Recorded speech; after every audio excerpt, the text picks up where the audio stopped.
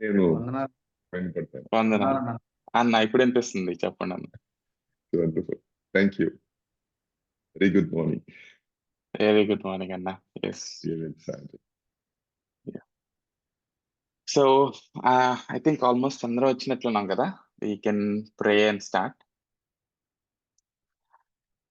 ఎవరన్నా ఒక బ్రదర్ ప్రార్థన చేసి స్టార్ట్ చేసినట్లయితే we can jump in to our class. Okay, చాలా బ్రదర్. చేయండి చేయండి. దయగలిగిన మా తండ్రి, రాత్రంతా మాకు మంచి విశ్రాంతినిచ్చినావు, మరొక దినాన్ని ఇచ్చినావు తండ్రి. మమ్మల్ని బ్రతికిస్తున్నావు. మీ యొక్క నామానికి కృతజ్ఞతలు, మనసారా వందనాలు తెలియపరుస్తున్నాం. దేవా, మా సహోదరులందరిని బట్టి, మరి శాంసంగ్ గారిని బట్టి కూడా ప్రభువా నీకే వందనాలు తెలియపరుస్తున్నాం. బిబ్లికల్ థియాలజీ గురించి నాయన మాకు ఇంకా నేర్పించండి. మేము నేర్చుకోవడానికి ఆశతో మాకు సహాయం చేయండి. పరిశుద్ధాత్మ ద్వారా మాతో నడిపించండి. మా హృదయాలను ప్రోత్సహించండి. మేము ఇంకా క్షమాభివృద్ధి చెందడానికి, మేము ఇంకా మారడానికి నాయనా మా తండ్రి మీ రూపంలోకి మార్చబడడానికి, మీ యొక్క సంఘానికి, సమాజానికి దీవెనకరంగా ఉండడానికి మాలో ఇంకా తండ్రి మీరు కార్యాలు చేయమని ప్రార్థన చేస్తున్నాం. మా సహోదరుడికి మీరు సహాయం చేయండి. ఇది నేను క్లాసును మాకు దీవెనకరంగా చేయమని యేసు ప్రభు నామంలో ఈ ప్రార్థన అడుగుతున్నాము తండ్రి. Amen. Amen. Thank you brother.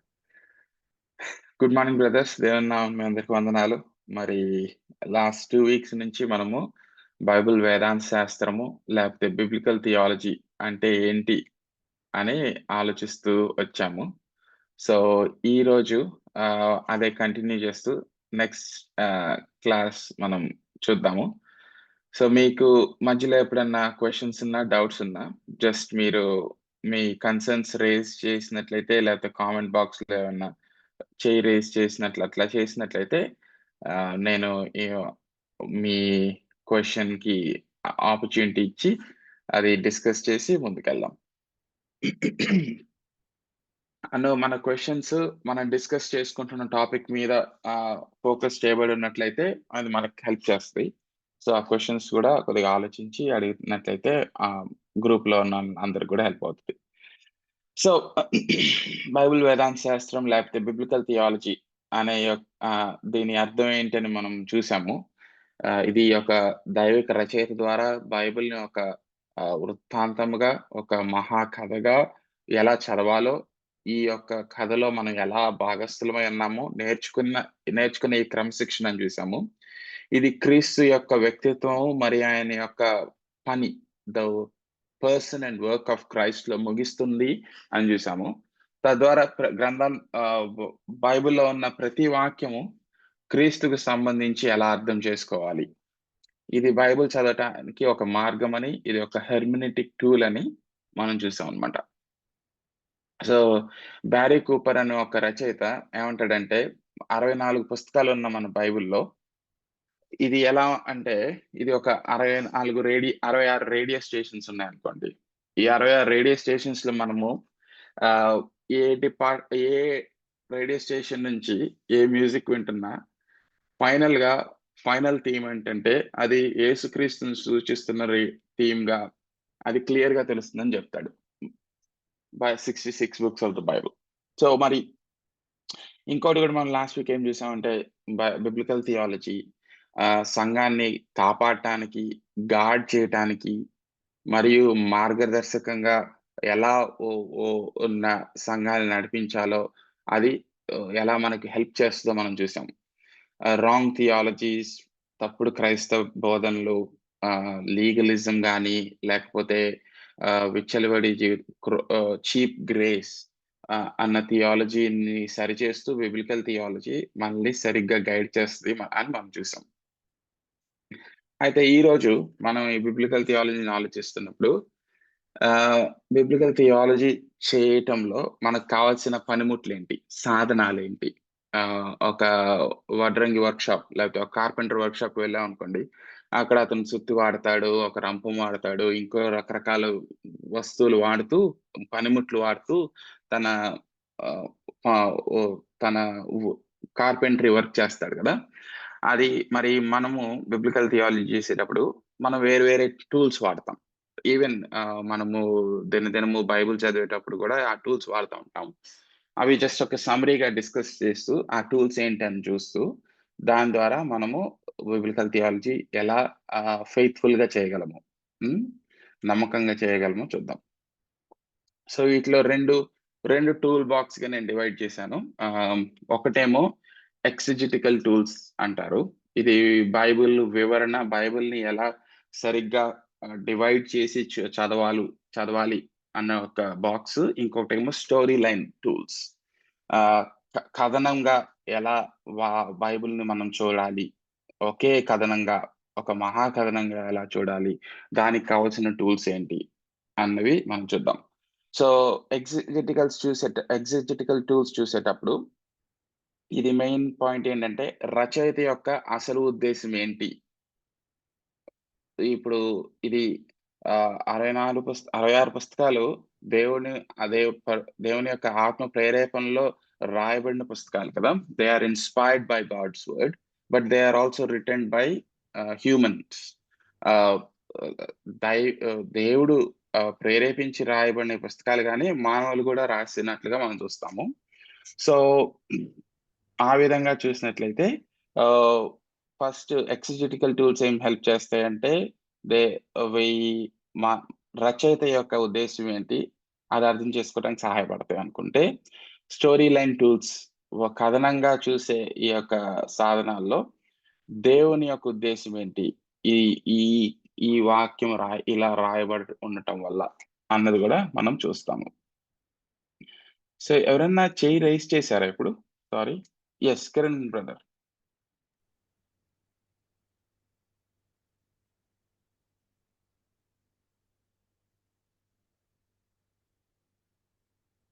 Kiran brother.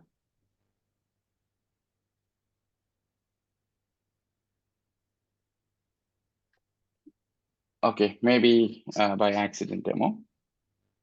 So, 2 tools exegetical tools, story line tools. Exegetical tools అంటే వాక్యాన్ని డ వె ఎలా సరిగ్గా అర్థం చేసుకోవాలి. ఆహ్, మానవ ప మానవులుగా రాసిన ఈ యొక్క స్టోరీ లైన్‌ని ఎలా అర్థం చేసుకోవాలని చూసేది. ఇంకోటి స్టోరీ లైన్ ఏంటంటే దేవుని ఉద్దేశంతో ఎలా రాయబడింది. సో, ఫస్ట్ నేనొక ఉదాహరణ ఇస్తాను ఎక్సెజెటికల్ టూల్స్‌లో. దట్స్ ఫ ఇప్పుడు నేను చిన్నప్పుడు ఆహ్, మా పెద్దమ్మోళ్ళ ఇంటికెళ్ళాననమాట. ఆల్‌మోస్ట్ కొ ఇన్ డిగ్రీ అయిపోయిన తర్వాత అనుకోండి. ఇంటర్మీడియేట్ అయిన తర్వాత. మా పెద్దమ్మోళ్ళ ఇంటికెళ్ళినప్పుడు I think 1 or 2 days visit చేసి ఎళ్ళిపోదామని ఆలోచనతో ఎళ్ళాం. వెళ్తూ అక్కడ మాట్లాడుతూ మా పెద్దమ్మ నన్ను నెక్స్ట్ ఏం చేద్దాం అనుకుంటున్నావు? ఏం చదువుదాం అనుకుంటున్నావు? అని ఆ డిస్కషన్ అలా జరుగుతా ఉంది. అను నే నెక్స్ట్ డే ఎళ్ళిపోతాము అన్న ఆలోచనలో గూడా మా మా పెద్దమ్మన్నారు, "ఐఏఎస్‌కెళ్తావా నాన్న" అన్నారు. నేను ఐఏఎస్‌కెళ్తావా అంటే నేనెలా అర్థం చేసుకున్నానంటే, ఈరోజు ఏసుకున్న బట్టలే రేపేసుకొని ఎళ్తావా అని అనుకున్నా.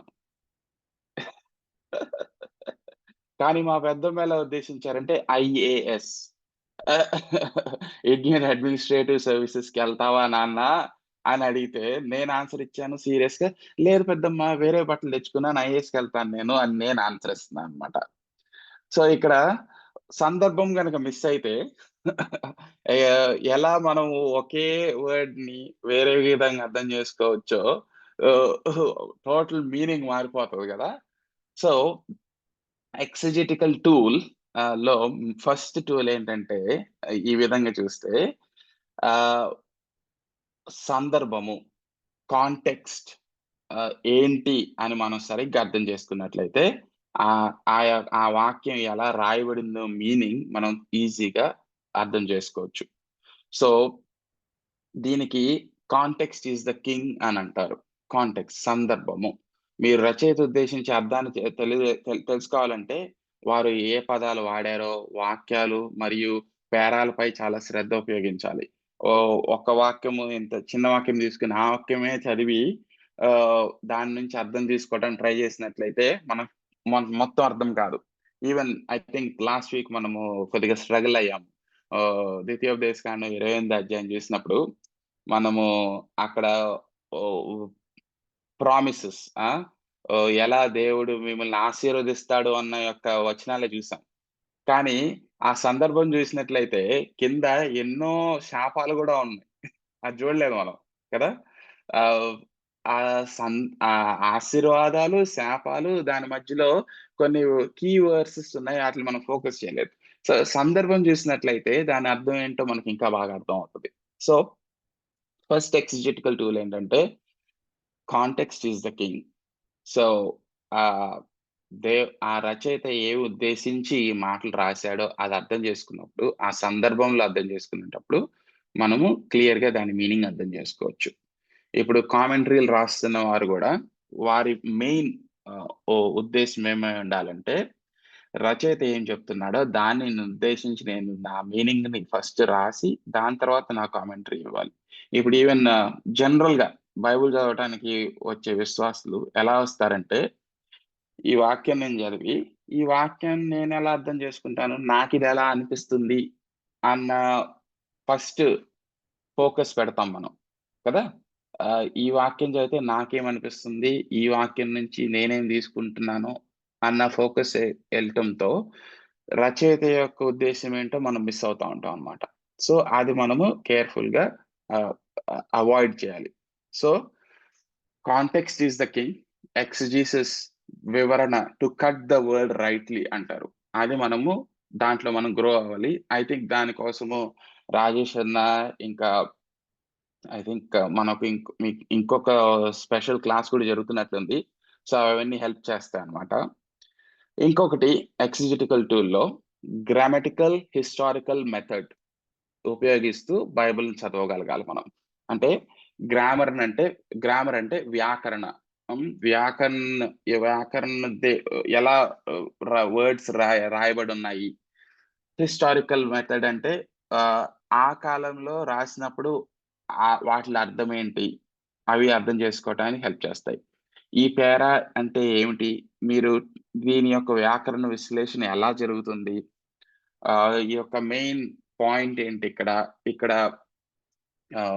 సబ్జెక్ట్ ఏంటి, వర్బ్ ఏంటి, లేకపోతే వర్బ్ అంటే క్రియ, సబ్జెక్ట్ అంటే ఎవరిని ఉద్దేశించి రాయబడింది, ఆబ్జెక్ట్ అంటే ఎవరి కోసం రాయబడింది. సో ఇవన్నీ డిఫరెన్షియేషన్ చేస్తూ చూసినట్లయితే ఇంకా మనకు క్లియర్ గా అర్థం అవుతుంది అనమాట. సో మరి ఇంకొకటి ఏంటంటే గ్రామటికల్ గా వ్యాకరణ విధంగా చూసినట్లయితే ఈ పారాగ్రాఫ్ పై పారాగ్రాఫ్ కి ఎలా కనెక్ట్ చేయబడింది. ఒక్కొక్కసారి మనం చూస్తాము తద్వారా, లేకపోతే ఫర్, లేకపోతే ఇందు నిమిత్తము అవేంటి ఆ క్లాజెస్, ఆ వర్డ్స్ ఏంటంటే కారణం. ఈ కారణం బట్టి ఈ నెక్స్ట్ వర్సెస్ రాయబడి ఉన్నాయి. అది మనం అర్థం చేసుకున్నట్లయితే ఆ మీనింగ్ కూడా అర్థం చేసుకోవడానికి ఈజీగా ఉంటుంది అనమాట. మళ్ళీ ఒక డిస్కషన్ జరుగుతున్నప్పుడు పర్టికులర్ గా ఇది మనము లెటర్స్ లో చూస్తాము. ఈ యొక్క ఆ ఫ్లో వెళ్తా ఉంటది కదా, ఆ ఫ్లో ఆ యొక్క వాక్య ఫ్లో ఎలా ఉంది, ఆ ప్రవాహం ఎలా ఉంది అర్థం చేసుకున్నప్పుడు మీనింగ్ కూడా అర్థం చేసుకునే ఛాన్స్ ఉంటుంది. స్ట్రక్చర్ అంటారు. స్ట్రక్చర్ చూస్తూ నేర్చుకున్నప్పుడు ఇవన్నీ హెల్ప్ చేస్తాయి.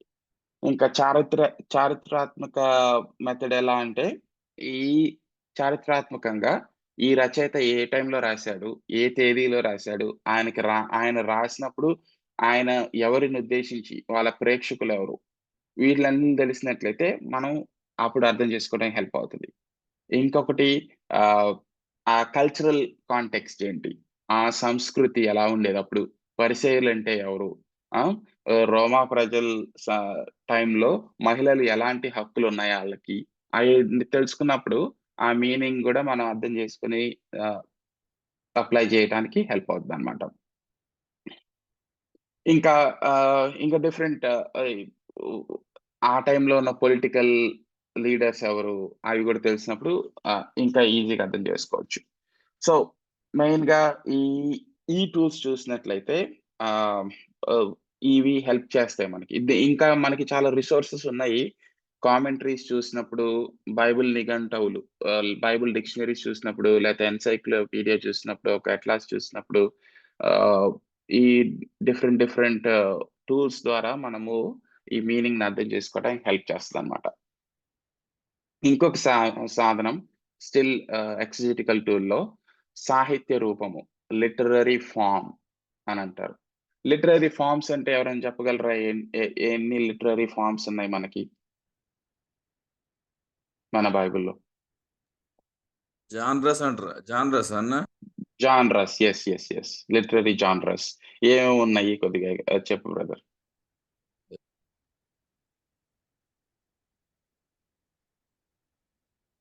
అదే పొయిటికల్, తర్వాత ఇది పొలిటిక్స్, పద్య భాగము, చరిత్ర,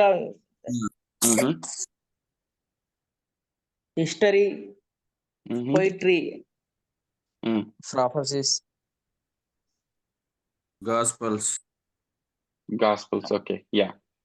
సో కథనము, స్టోరీస్, ఉపమానాలు, ప్రావర్బ్స్, కవిత్వము, పోయట్రీ, విజ్డమ్ లిటరేచర్ అంటారు. ప్రావర్బ్స్, ప్రొఫెటిక్ లిటరేచర్ అంటారు.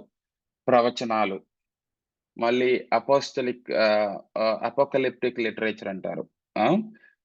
సెకండ్ కమింగ్ ఉద్దేశించి, ఫ్యూచర్ ప్రాఫెసీని ఉద్దేశించి రాయబడింది రెవల్యూషన్. సో ఈ డిఫరెంట్ జాన్రాస్ లేకపోతే ఈ లిటరరీ ఫార్మ్స్ ని మనం అర్థం చేసుకున్నప్పుడు కూడా మనము ఆ మీనింగ్ ని అర్థం చేసుకోవడానికి హెల్ప్ అవుతుంది. సో నేను సమరైజ్ చేస్తాను. ఒకటి, సందర్భము, కాంటెక్స్ట్ ఈజ్ ఇంపార్టెంట్. రెండోది గ్రామటికల్ హిస్టారికల్ మెథడ్, వ్యాకరణము చారిత్రకంగా ఎలా ఇది అర్థం చేసుకోవాలో ఆ యొక్క టూల్స్ ని ఉపయోగించినట్లయితే వాక్యాన్ని అర్థం చేసుకోవడానికి ఎక్కువ హెల్ప్ అవుతుంది. ఇంకొకటి లిటరరీ జాన్రస్, సాహిత్య రూపము, దాన్ని ఉపయోగించి మనము వాక్యాన్ని ఎలా అర్థం చేసుకోవడానికి హెల్ప్ చేస్తుంది. ఇది మెయిన్ గా మానవ రచయితగా రాసిన వారు ఆ టైంలో రాసినప్పుడు వాళ్ళని ఏ అర్థంతో రాశారు అన్న కోణం మనకి ఎక్కువ హెల్ప్ చేస్తుంది అన్నమాట. సో ఇక్కడ నేను క్విక్ గా ఒక క్వశ్చన్, ఏమైనా క్వశ్చన్స్ ఉంటే అడగండి, ఆలోచించండి. ఈలోపు మనం కీర్తనలు 143 అధ్యాయం చూద్దాం ఈరోజు. కీర్తనలు 143 అధ్యాయం.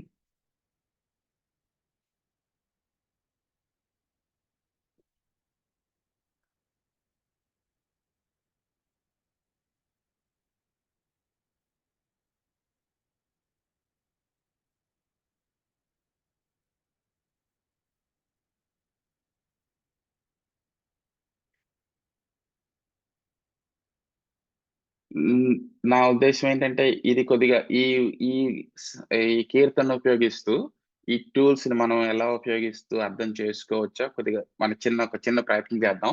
ఇదే ఫ్యూచర్ లో ఇంకా డిఫరెంట్ ప్యాసేజెస్ తీసుకొని కూడా మనం చేయొచ్చు. సో 143వ కీర్తన ఎవరన్నా చదవండి బ్రదర్. యెహోవా నా ప్రార్థన ఆలకింపుము, నా విన్నపములకు చెవియొగ్గుము. నీ విశ్వాస్యతను బట్టి నీ నీతిని బట్టి నాకు ఉత్తరమిమ్ము. నీ సేవకునితో వ్యాజ్యమాడకము. సజీవులలో ఒకడును నీ సన్నిధిని నీతిమంతుడిగా ఎంచబడడు. శత్రువులు నన్ను తరుముచున్నారు, వారు నా ప్రాణమును నేల పడగొట్టుచున్నారు.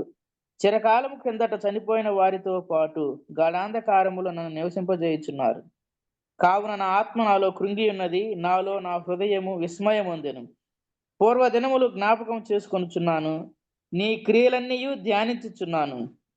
నేను నీ చేతుల పని యోచించుచున్నాను, నీ తట్టు నా చేతులు చాపుచున్నాను. ఎండిపోయిన భూమి వలె నా ప్రాణము నీ కొరకు ఆశపడుచున్నది. యెహోవా, నా ఆత్మ క్షీణించుచున్నది, త్వరగా నాకు ఉత్తరమిమ్ము. నేను సమాధిలోనికి దిగువారి వలె కాకుండానట్లు నీ ముఖమును నాకు మరుగు చేయకుము. నీ యందు నేను నమ్మిక ఉంచి ఉన్నాను. ఉదయమున నీ కృపావార్తను నాకు వినిపింపుము. నీ వైపు నా మనస్సు నేను ఎత్తుకొనుచున్నాను. నేను నడవవలసిన మార్గము నాకు తెలియజేయము. యెహోవా, నేను నీ మరుగు జొచ్చి ఉన్నాను. నా శత్రువుల చేతిలో నుండి నన్ను విడిపింపుము. నీవే నా దేవుడవు, నీ చిత్తానుసారముగా ప్రవర్తించుటకు నాకు నేర్పుము. దయగల నీ ఆత్మ సమభూమి గల ప్రదేశమందు నన్ను నడిపించును గాక. యెహోవా, నీ నామమును బట్టి నన్ను బ్రతికింపుము. నీ నీతిని బట్టి నా ప్రాణమును శ్రమలో నుండి తప్పింపుము. నేను నీ సేవకుడను, నీ కృపను బట్టి నా శత్రువులను సంహరింపుము. నా ప్రాణమును బాధపరచు వారిని అందరినీ నశింపజేయము. థ్యాంక్ యూ అన్న. మరి ఇక్కడ చూసినట్లయితే బ్రదర్స్, పర్టికులర్ గా 12వ వచనం చూసినట్లయితే, నేను నీ సేవకుడను, నీ కృపను బట్టి నా శత్రువులను సంహరింపుము. నా ప్రాణమును బాధపరచు వారిని అందరినీ నశింపజేయము. రైట్. సో ఇప్పుడు ఈ వాక్యం చూస్తున్నప్పుడు మనము ఇది చూస్తూ మనం ఫస్ట్ వీక్ లో చూసినట్లయితే లూకాసు వార్త 23వ అధ్యాయం 24వ వచనంలో ఈ వాక్యాలన్నీ నా క్రీస్తును ఉద్దేశించి రాయబడి ఉన్నాయని రాసినప్పుడు ఈ కీర్తనని మనము ఎలా చూడగలము, ఎలా చూడాలి, దానికి ఎలా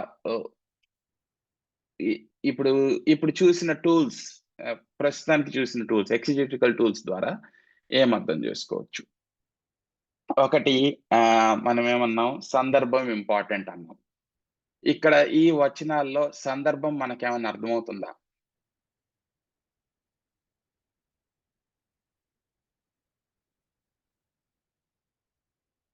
శత్రువుల చేతుల నుంచి విడిపించమని చెప్పేసింది ఇక్కడ. శత్రువుల చేతుల నుంచి విడిపించింది. ఎస్.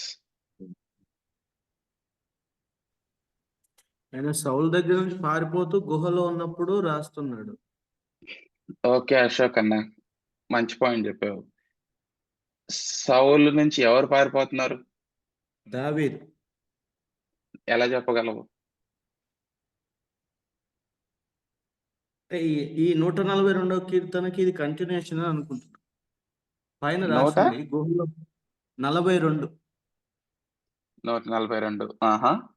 ఏమి రాసిందన్న చదవండి. గుహలోనున్నప్పుడు దావీదు చేసిన ప్రార్థన, దైవ ధ్యానం. రైట్. సో ఇక్కడ చూసారు కదా, దాన్ని సూపర్ స్క్రిప్ట్ అంటారు. ఈవెన్ కీర్తనలు 143 అధ్యాయం పైన కూడా దావీదు కీర్తన అని రాయబడింది. అది ఒరిజినల్ టెక్స్ట్ లో కూడా రాయబడింది అనమాట. సో దాన్ని సూపర్ స్క్రిప్ట్ అంటారు.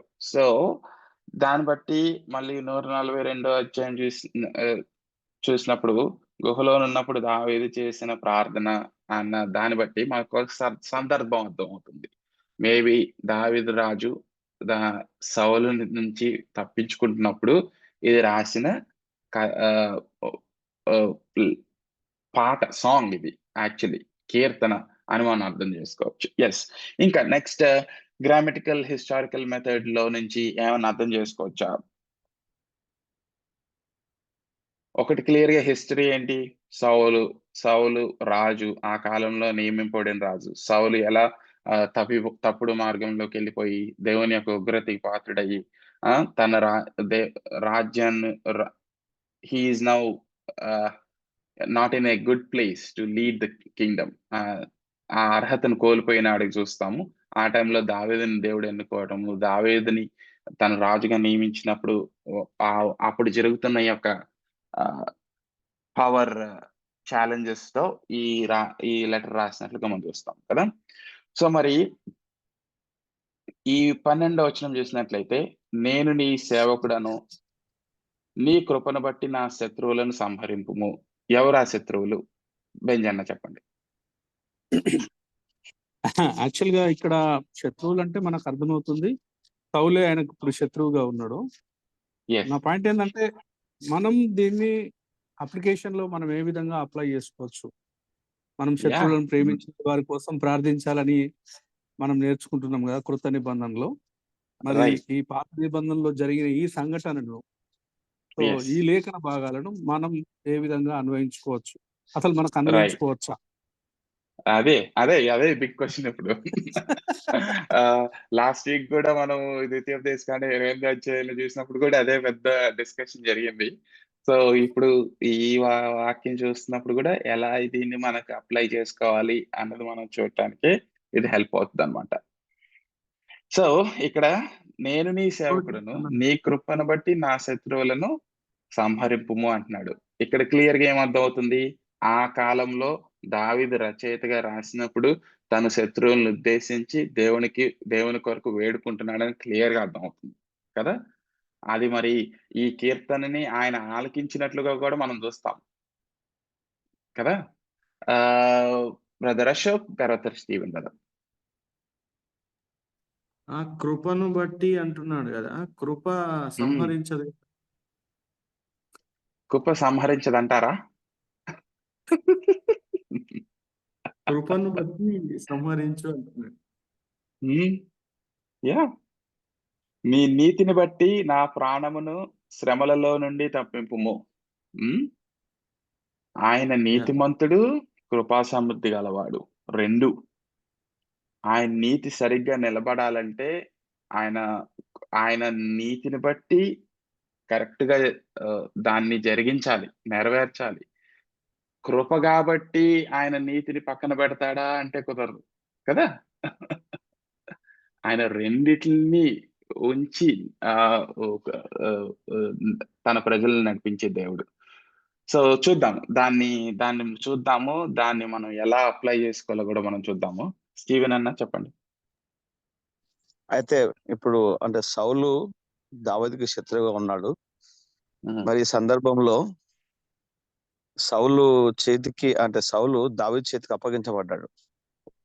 కానీ మరి ఆయన ఆ విధంగా ప్రార్థన చేసినప్పటికీ ఆయన క్రియలో చూస్తే మరి అసలు దావీదు అసలు సౌలును చంపలేదు కదా, సౌలుకి అసలు ఎలాంటి కీడు చేయలేదు కదా. Yes, do not touch the anointed అంటాడు. యా, సో మరి కానీ ఎలా నెరవేరబడింది, ఎలా దేవుడు తన శత్రువులు సంహరించాడు అన్నది ఆలోచిద్దాము. we will come back to that. Next important tools లోకి వెళ్దాము. సో ఈ కీర్తన 143 అధ్యాయం మనం మళ్ళీ వస్తాము, రిపీటెడ్ గా వస్తాము. సో నౌ ఒకటి ఎక్సిజెటికల్ టూల్స్ అని ఒక బాక్స్ అని చెప్పాను కదా. ఇంకొకటి మనం చూసే టూల్ బాక్స్ ఏంటంటే స్టోరీ లైన్ టూల్స్ అంటాం అన్నమాట. కథనాన్ని ఉద్దేశించి మనకు హెల్ప్ చేసే టూల్స్. ఇక్కడ ఈ రెండో పెట్టిలో మనము దేవుని యొక్క గొప్ప ప్రణాళిక ఏంటి, ఆయన నడిపిస్తున్న యొక్క గొప్ప రక్షణ కథలో మనం ఎక్కడ ఉన్నాము, దాన్ని బట్టి ఇప్పుడు ఈ కీర్తనని ఎలా చదవాలి అని మనం అర్థం చేసుకోవాలి. So I think first week చూసినట్లున్నాము. ఐ థింక్ నేను అది మీకు షేర్ చేసినట్లు కూడా ఉన్నాను. Creation, fall, redemption and consummation అని చెప్పాను. సో సృష్టి తర్వాత మనం పడిపోయిన తర్వాత దేవుడు స్టార్ట్ చేసిన యొక్క రక్షణ ప్రణాళిక, ఆ రక్షణ ప్రణాళిక ఎప్పుడు ఫైనల్ గా నెరవేర్చబడుతుంది, క్రీస్తు తిరిగి వచ్చినప్పుడు. సో ఈ లైన్ లో మనం ఎక్కడున్నామో, ఈ కీర్తన ఎక్కడుందో అది చూసినప్పుడు ఆ ప్లేసెస్ లో వాటిని పెట్టి చూసినప్పుడు ఇది మనం క్లియర్ గా అర్థం చేసుకోవచ్చు. సో ఇది మనము దావీదు గారు లాగా ఆయన ప్లేస్ లో పెట్టుకొని మనం చదువుకొని ఇప్పుడు దేవుడు నా శత్రువులు సంహరిస్తాడు అని చెప్పడం కుదరదు అని మనం క్లియర్ గా అర్థం చేసుకోవాలి.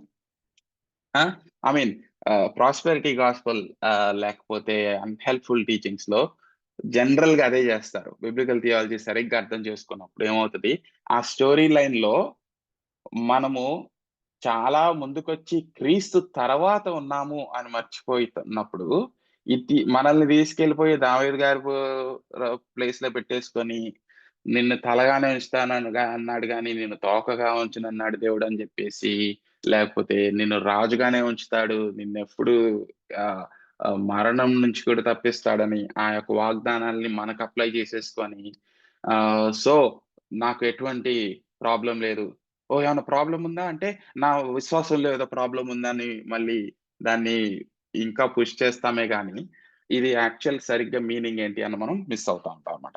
సో ఒకటి స్టోరీ లైన్, ఇది ఎక్కడ ఇది జరుగుతుంది అనేది మనం చూడాలి. సరే, మరి ఇంకొక విధంగా ఈ స్టోరీ లైన్ చూసినట్లయితే బైబిల్ యొక్క ముఖ్యాంశము మనం లాస్ట్ 2 వీక్స్ చూసాము, సువార్త అని చూసాము. బైబిల్ యొక్క మొత్తం సమరీ ఏంటంటే జీసస్ రెయిన్స్, యేసు ప్రభు గెలుస్తాడు అని మనం అనుకోవచ్చు కదా. సో ఇప్పుడు ఈ కీర్తన చూద్దాము. దావీదు రాజు ఏమంటున్నాడు? మొత్తం నన్ను నీ సేవకుడిని నీ కృపను బట్టి నీ శత్రువులను సంహరింపు నాయన, నా ప్రభువును బాధపరచువార నా ప్రాణమును పరచువారందరినీ నశింపజేయము. సో ఇప్పుడు దీన్ని బట్టి మనము మన స్టోరీ లైన్ లో ఎక్కడున్నామో ఆలోచించినప్పుడు దీన్ని ఎలా అర్థం చేసుకోవచ్చు? ఏమన్నా కామెంట్స్ ఇవ్వగలరా బ్రదర్స్? 1 or 2 comments. ఇది చరిత్రలో ఎక్కడ జరిగింది అని మనం చూడొచ్చు. స్టోరీ లైన్ లో యేసుక్రీస్తు యొక్క అంటే రాకడకు ముందు ఆయన వస్తానన్న ప్లాన్ మనం అంతా చూస్తున్నాం కదా. అయితే ఏం జరిగింది, ఇది ఎవరికి జరిగింది, ఎక్కడ జరిగింది అనేది ఒక హిస్టారికల్ గా ఆ చరిత్రలో మనం చూడొచ్చు అని అనిపిస్తుంది అంతే. సో ఒక సింపుల్ క్వశ్చన్, ఇది డైరెక్ట్ గా మనల్ని ఉద్దేశించి అప్లై చేసుకోవడానికి కుదరదు అని అగ్రి అవుతున్నామా లేదా? Agreed. Yes. So that's good. Story line లో ఇది మనకు అప్లై అవ్వదు డైరెక్ట్ గా, కానీ ప్రిన్సిపల్స్ తీసుకోవచ్చు. వీటి నుంచి మనం కొన్ని మెడిటేట్ చేయడానికి, దేవుని గురించి తెలుసుకోవచ్చు, క్రీస్తుని ఎట్లా సూచించిందో తెలుసుకోవచ్చు. ఇంకా 2-3 టూల్స్ చూసి మళ్ళీ ఈ పాయింట్కి వద్దాం. ఒకటి ప్లాట్ లైన్, దేవుని యొక్క ప్లాట్ లైన్ లో ఇది ఎక్కడుందో చూడొచ్చు. ఇంకొకటి థీమ్స్ చూడొచ్చు. ఎలాంటి థీమ్స్ అంటే ఇక్కడ మనం ఏం చూస్తాము? దేవుని యొక్క ప్రేమను చూసినట్లుగా చూస్తాం కదా. మళ్ళీ ఇంకొకటి ఏం చూస్తామంటే దేవుడు ఇక్కడ వాగ్దానాలు నెరవేర్చేవాడుగా చూస్తాము. సో కపుల్ ఆఫ్ టూల్స్, ఒకటి ప్లాట్ లైన్ టూల్, ఇంకొకటి God is promise filling tool. ఆయన ప్రామిసెస్ ని ఫుల్ఫిల్ చేసేవాడు. ఇక్కడ 5వ వచనంలో చూసినట్లయితే 4:5లో, కావున నా ఆత్మ నాలో కృంగి ఉన్నది, నాలో నా హృదయం విస్మయం మొందెను. పూర్వ దినములు జ్ఞాపకం చేసుకొనుచున్నాను, నీ క్రియలన్నీ ధ్యానించుచున్నాను. నేను నీ చేతి పనులను యోచించుచున్నాను, నీ తట్టు చేతులు చూపుచున్నాను. ఎండిపోయిన భూమి వలె నా ప్రాణము నీ కొరకు ఆశపడుచున్నది. ఇప్పుడు ఇక్కడ ఈ వచనం చూడండి, 5వ వచనంలో నీ క్రియలన్నీ ధ్యానించుచున్నాను అంటే ఏ క్రియలు ధారిస్తున్నాడు దావీదు గారు? మేబీ ప్రీవియస్ గా తన జీవితంలో దేవుడు చేసిన సహాయాలు, మేబీ గొలియాత్ తోటి చేసిన ఫైట్ అయి ఉండొచ్చు, కాపరిగా ఉన్నప్పుడు మన నుండి తప్పించబడడం అయి ఉండొచ్చు. అది అతని జీవితంలో అంతవరకే ఆలోచిస్తున్నాడు అంటారా? ఆయన క్రియలను నేను ధ్యానిస్తున్నాను అన్నప్పుడు స్టోరీ లైన్ నేను చెప్పా కదా, ప్లాట్. ఆ స్టోరీ లైన్ లో దావీదు గారు ఎక్కడ ఉన్నారు? దేవుని క్రియలు ఇంకా ఏమైనా ఉన్నాయా? అబ్రహాము, వాళ్ళ పితృడైన అబ్రహాము చేసిన వాగ్దానములు, దేవుడు వారిని నడిపించిన విధానము, ఆయన కార్యాలు, ఐగుప్తులో జరిగిన కార్యాలు, అవన్నీ కూడా ధ్యానం చేస్తున్నట్టుగా అనిపిస్తుంది. రైట్. అది సో ఇప్పుడు అవన్నీ ఇంపార్టెంట్ మనకి. ఇక్కడ మనము జనరల్ గా ఏమవుతుందంటే మన టెంప్టేషన్ ఈ 5వ వచనం చూసినప్పుడు, పూర్వదినములు జ్ఞాపకం చేసుకునిచున్నాను, నీ క్రియలన్నీ ధ్యానించుచున్నాను, నేను నీ చేతుల పని యోచించున్నాను అని చదివి మనం జనరల్ గా ఏం చేస్తామంటే, మన జీవితంలో దేవుడు ఎలా ఫెయిత్ఫుల్ గా ఉన్నాడో, మన జీవితంలో దేవుడు ఎలా నడిపించుకుంటూ వచ్చాడో అక్కడి వరకే ఆలోచించి దాన్ని బట్టి మనం కంఫర్ట్ పొందుతూ ఉంటాం. కానీ మనం ఏం చూడాలంటే, ఆ యొక్క దేవుని యొక్క స్టోరీ లైన్ లో ఆయన గొప్ప కార్యాలు ఏంటి, ఆయన యొక్క రక్షణ కార్యాలు ఎలా ఉన్నాయి, ఆయన ఎలా తన సొంత ప్రజాన్ని ఎలా ఏర్పరచుకొని వాళ్ళని కాపాడుకుంటూ వచ్చాడు, దాన్ని బట్టి ఇంకెంత స్ట్రెంగ్త్ తీసుకోగలము అని అప్పుడప్పుడు మనం మిస్ అవుతుంటాం కదా. సో అది మనం కేర్ఫుల్ గా వర్క్ చేయాలన్నమాట. సో దానికి ఫస్ట్ టూల్ ఏంటంటే ప్లాట్ లైన్, స్టోరీ లైన్ ఏంటి. రెండోది వాగ్దానాలు ఎలా నెరవేర్చబడుతున్నాయి దేవునిలో, ఆయన ఎట్లా నెరవేర్చాడు. ఇంక మూడవది ఏంటంటే themes, different times of themes. దేవుని యొక్క ప్రేమ లాంటిది. ఇక్కడ ఇంకోటి చూసాం కదా, 11వ వచనంలో, యెహోవా నీ నామమును బట్టి నన్ను బ్రతికింపుము, నీ నీతిని బట్టి నా ప్రాణమును శ్రమలలో నుండి తప్పింపుము. ఇంకొకటి ఏం చూస్తామంటే దేవుని యొక్క జస్టిస్, దేవుని యొక్క నీతి. ఆ నీతి ఎలా ఉంది, ఆయన నీతిని బట్టి మనం ఏం నేర్చుకోవచ్చు, దాన్ని బట్టి మనం ఎలా ఆదరణ పొందొచ్చు అని కూడా మనం నేర్చుకోవచ్చు. ఇంకొకటి ఈ థీమ్స్ లో డిఫరెంట్ టైప్స్ ఆఫ్ థీమ్స్ ఉన్నాయన్నమాట. ఒక మెయిన్ థీమ్ ఏంటంటే, ఇంకొకటి మనం ఇక్కడ సరిగ్గా చూడలేము కానీ ఈ విధంగా చూడొచ్చేమో. ఈ శత్రువులు అని చూసాం కదా, నా శత్రువులను సంహరించుము. దావీదు గారి జీవితంలో శత్రువులు ఎవరో మనకు క్లియర్ గా తెలుసు, సౌలు గారు. కానీ దేవుని యొక్క గొప్ప ప్రణాళికలో ఆయన శత్రువులు ఎవరు? అపవాది. అపవాది. దేవునికి అంటే దేవుని అంగీకరించని ప్రజలు, రాజులు కొంతమంది ఉండే కదా, రైట్. దేవునికి విరోధంగా పాపం చేసిన వాళ్ళు. అవును, వాళ్ళంతా కూడా అని అనుకుంటున్నా. రైట్. ఎస్ అన్న, ఎస్ అనిల్ అన్న చెప్పండి. దేవునికి శత్రువులు అంటే వ్యక్తులతో కాకుండా అతిక్రమములు, పాపమే దేవునికి శత్రువులాగా మారిపోయిందేమో అని అనుకుంటున్నాం. ఓకే, ఇప్పుడు ఆది కాండము 4వ అధ్యాయం చూసాం అనుకోండి.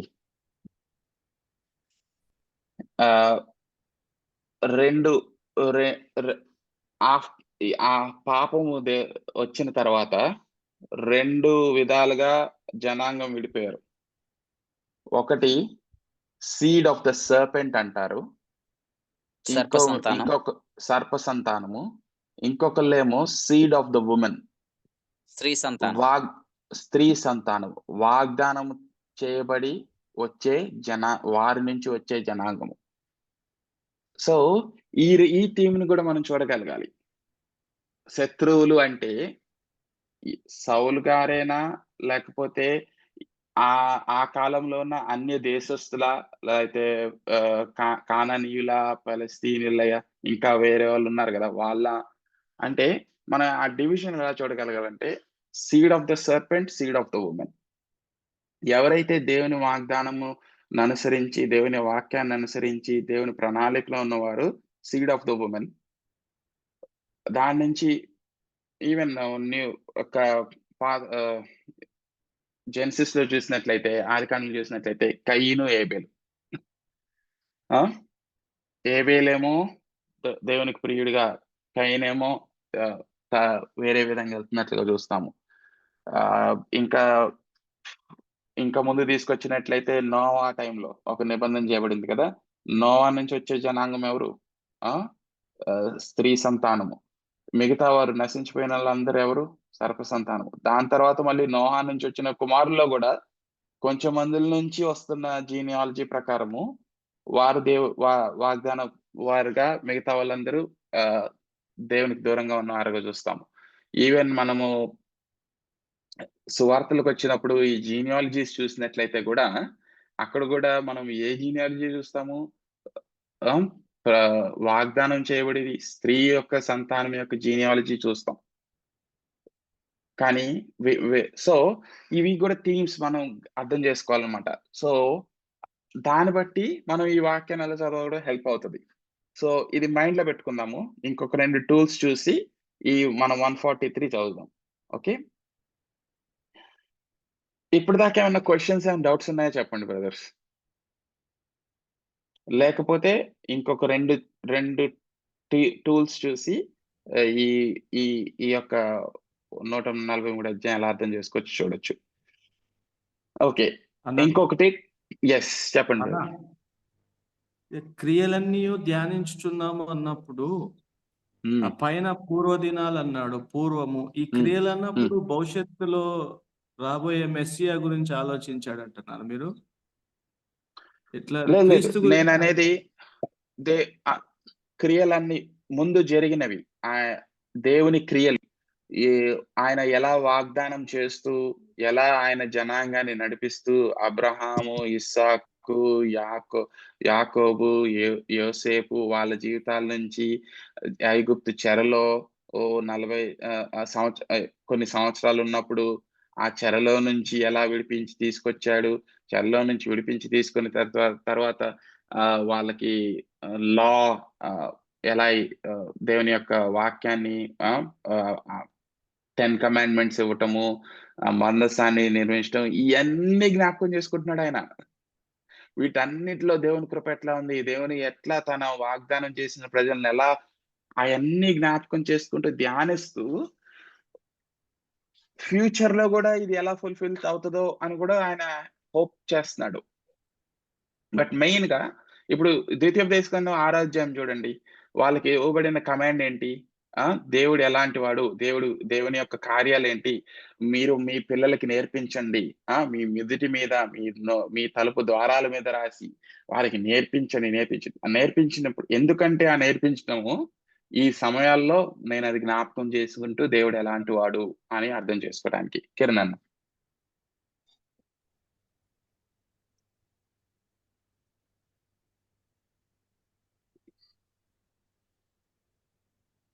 కిరణ్ అన్న చెప్తున్నారా? కిరణ్ అన్న చేస్తున్నాడు కానీ మాట్లాడట్లేదు.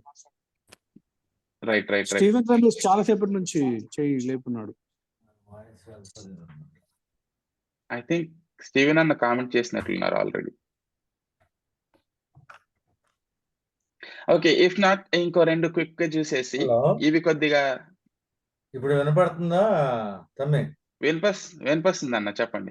ఇప్పుడు స్త్రీ సంతానం, అదే స్త్రీ సంతానం అని, తర్వాత సర్ప సంతానం, seed of women, seed of serpent అని మాట్లాడుకుంటున్నప్పుడు, సరే నోవాహు జనరేషన్కి వచ్చాం, ఆ స్త్రీ సంతానంగా పరిగణించారు. తర్వాత నోవాహు జనరేషన్ నుంచి కూడా మళ్ళా సర్ప సంతానం అంటే కొన్ని ఒక తెగలో నుంచి వచ్చిన వాళ్ళు మళ్ళా సీడ్ ఆఫ్ సర్పెంట్ అయ్యారు. ఇప్పుడు అలాగా మంచి వాళ్ళు కడుపున చెడ్డోళ్ళు పుడుతున్నారు, చెడ్డవాళ్ళు కడుపున మంచోళ్ళు పుడుతున్నారు కదా.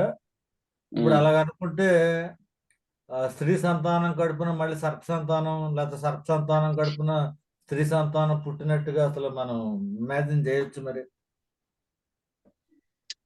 ఐ మీన్ బెంజన్న చెప్పండి. అంటే కిరణానికి అంటారు, అంటే చెడ్డ వాళ్ళ కడుపులో నుంచి మంచి వాళ్ళు పుడుతున్నారు, మంచి వాళ్ళ నుంచి చెడ్డ వాళ్ళు పుడుతున్నారు. అందరూ పాపులే అన్న, అందరు పాపులే పుడుతున్నారు.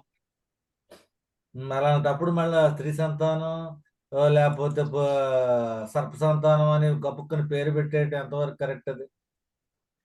నేను పెట్టట్లేదు అన్న, వాక్యంలో చూస్తున్నాం అది. రైట్, వాక్యంలోనే. ఇప్పుడు సర్ప సంతానం అంటే సర్ప సంతానం నుంచి వచ్చిన వాళ్ళు అందరూ సర్ప సంతానమే అవ్వాలి. Right right right. అంతే తప్ప మరి సర్ప సంతానం నుంచి వచ్చిన వాళ్ళు మళ్ళా ఆ సర్ప సంతానం నుంచి మళ్ళీ స్త్రీ సంతానం వస్తుంది, లేకపోతే స్త్రీ సంతానం నుంచి సర్ప సంతానం వస్తుందంటే మొత్తం ఇప్పుడు ఆర్డర్ మనకు మనమే కొలాప్స్ అయిపోయినట్టు ఉంటది కదా. ఇప్పుడు సర్ప సంతానం నుంచి ఒక మంచి రావటం అనేది అసలు ఎంతవరకు సబబు? సర్ప సంతానమును స్త్రీ సంతానము ఎవరు డిటర్మిన్ చేస్తారంటే మనం డిటర్మిన్ చేయం, మనము నిర్ణయించం. దేవుడు ఆయన మహాకృపను బట్టి నిర్ణయిస్తాడు. అది క్లియర్ గా అర్థం చేసుకోవాలి మనం. సో అది వాక్యంలో ఎలా ఆయన నియమించుకుంటూ వచ్చాడు. ఇప్పుడు అది మనం చూస్తే ఎంతో మనకు అర్థం కాదు. ఆయన కృప ఏంటి, అందరు పాపులు అయినప్పటికీ ఆయన కృప ద్వారా కొంతమందిని స్త్రీ సంతానంగా నియమించి నడిపించుకుంటూ వచ్చి లేపుకుంటూ వచ్చి ఎందుకు చేస్తున్నాడు ఇది అని ఆలోచించినట్లయితే మనము ఆశ్చర్యపోతాం. అది అంటే నా ఉద్దేశం అయితే వాళ్ళు ఏదో కొంతమంది మంచోళ్ళు కొంతమంది చెడ్డోళ్ళు అనొచ్చు, కానీ వాళ్ళకి స్త్రీ సంతానం సర్ప సంతానం అని పేరు అప్లై చేయడం కరెక్ట్ కాదేమో అని అనిపిస్తాం. వాక్య ప్రకారమే అన్న, అది ప్రాబ్లం కాదు. అది ఇప్పుడు మంచోళ్ళని ఎలా చెప్పగలం? అంటే వాడు మంచిగా బ్రతికితే మంచోడు అంటాం, లేదు దుర్మార్గుడుగా ఉంటే దుర్మార్గుడు. సరే, ఎలా ఎవరు మంచోళ్ళు చెప్పండి? ఎవరు ఎలా అలా మంచిగా ప్రయత్నించిన వాళ్ళు ఎవరున్నారు మనకు బైబిల్లో చెప్పండి? దావీద్ అబ్రహాం గారిని తీసుకుందాం. ఆయన విశ్వాసులకు తండ్రి.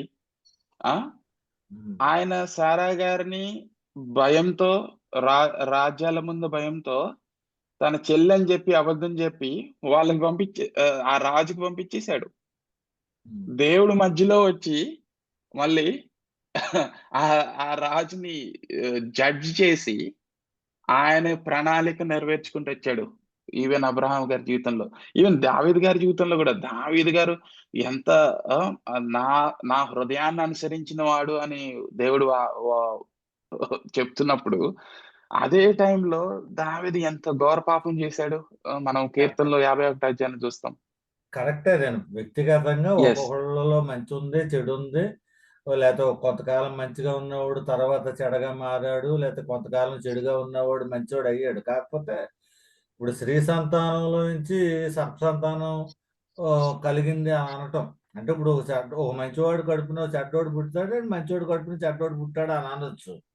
అంతేగాని మంచోడినేమో స్త్రీ సంతానం అని, ఆడు కడుపున పుట్టినోడేమో మళ్ళీ సర్పసంతానం అంటే, స్త్రీ సంతానం నుంచి మళ్ళీ సర్పసంతానం ఎలా పుడుతుంది? లేకపోతే సర్పసంతానం నుంచి మళ్ళీ చెడ్డోడు ఒక మంచోడిని పుడితే మళ్ళీ స్త్రీ సంతానం ఎలాగంటామని నా ఉద్దేశం. మీ డైలమా కరెక్టే. నా పాయింట్ ఏంటంటే, దేవుడు ఇచ్చిన వాక్యాన్ని ప్రకారము ఆ ప్రామిస్, ఆ థీమ్ ఏంటంటే స్త్రీ సంతానము, సర్ప సంతానం. ఆ థీమ్ క్లియర్ గా చూస్తాం. ఈవెన్ యేసు ప్రభు కూడా ఖండిస్తున్నాడు, సర్ప సంతానమా అని ఖండిస్తున్నాడు. కానీ మనకేం అర్థం అవుతుందంటే, ఈ థీమ్ చూసినప్పుడు ఈ థీమ్ గా ఫైనల్ గా ఎవరి దగ్గర ఫుల్ఫిల్ అయ్యింది అంటే ఇప్పుడు యేసు ప్రభువులో. స్త్రీ సంతానం సంతానము. Yes, right. ఇప్పుడు కరెక్టే. అంటే ఇప్పుడు యేసు ప్రభు వచ్చింది స్త్రీ సంతానం నుంచి వచ్చాడా? మధ్యలో సర్ప సంతానం స్వభావం ఉన్న వాళ్ళు కూడా ఉన్నారు ఈ స్త్రీ సంతానంలో. ఎందుకు వాళ్ళు కూడా ఎలా నీతిగా మార్చబడ్డారంటే దేవుని యొక్క నీతిని బట్టి. అందుకనే ఇప్పుడు సిలువ తర్వాత మనం అందరం పాపలమే, కానీ మనం నీతిమంతులుగా ఎలా తీర్చబడ్డామంటే యేసు ప్రభు యొక్క నీతిని బట్టి మార్చబడ్డాం. రైటే. అంటే యేసు ప్రభు జనరేషన్ లో కూడా సర్ప సంతానం స్వభావం ఉన్న వాళ్ళు ఉన్నారు అనమాట. అయితే అలాగ అనాలి. ఆఫ్ కోర్స్ సర్ప సంతానం కడుపులో నుంచి వచ్చాడు. అయితే సర్ప సంతానం కూడా యేసు ప్రభు జనరేషన్ లో యాడ్ అయిందంటారా?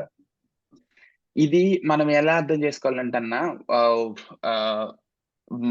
మానవ స్వభావం గురించి కంటే దేవుని యొక్క కృప ఎవరి మీద ఉంటది, దేవుని యొక్క కృప ఎవరి మీద ఉండదు. ఇది outside of us, it is not in us. మనలో కాదు. మనలో మంచి ఎప్పటికీ రాదు. మనలో మంచి ఎప్పుడు వస్తుందంటే దేవుడు వచ్చి మన హృదయాల్లో నివసించినప్పుడు. అది పరిశుద్ధాత్మ యొక్క శక్తి ద్వారా. రైట్. వాళ్ళు దేవుని కృప పొందిన వాళ్ళని రెండు తెగలుగా మనం డివైడ్ చేసేయచ్చు.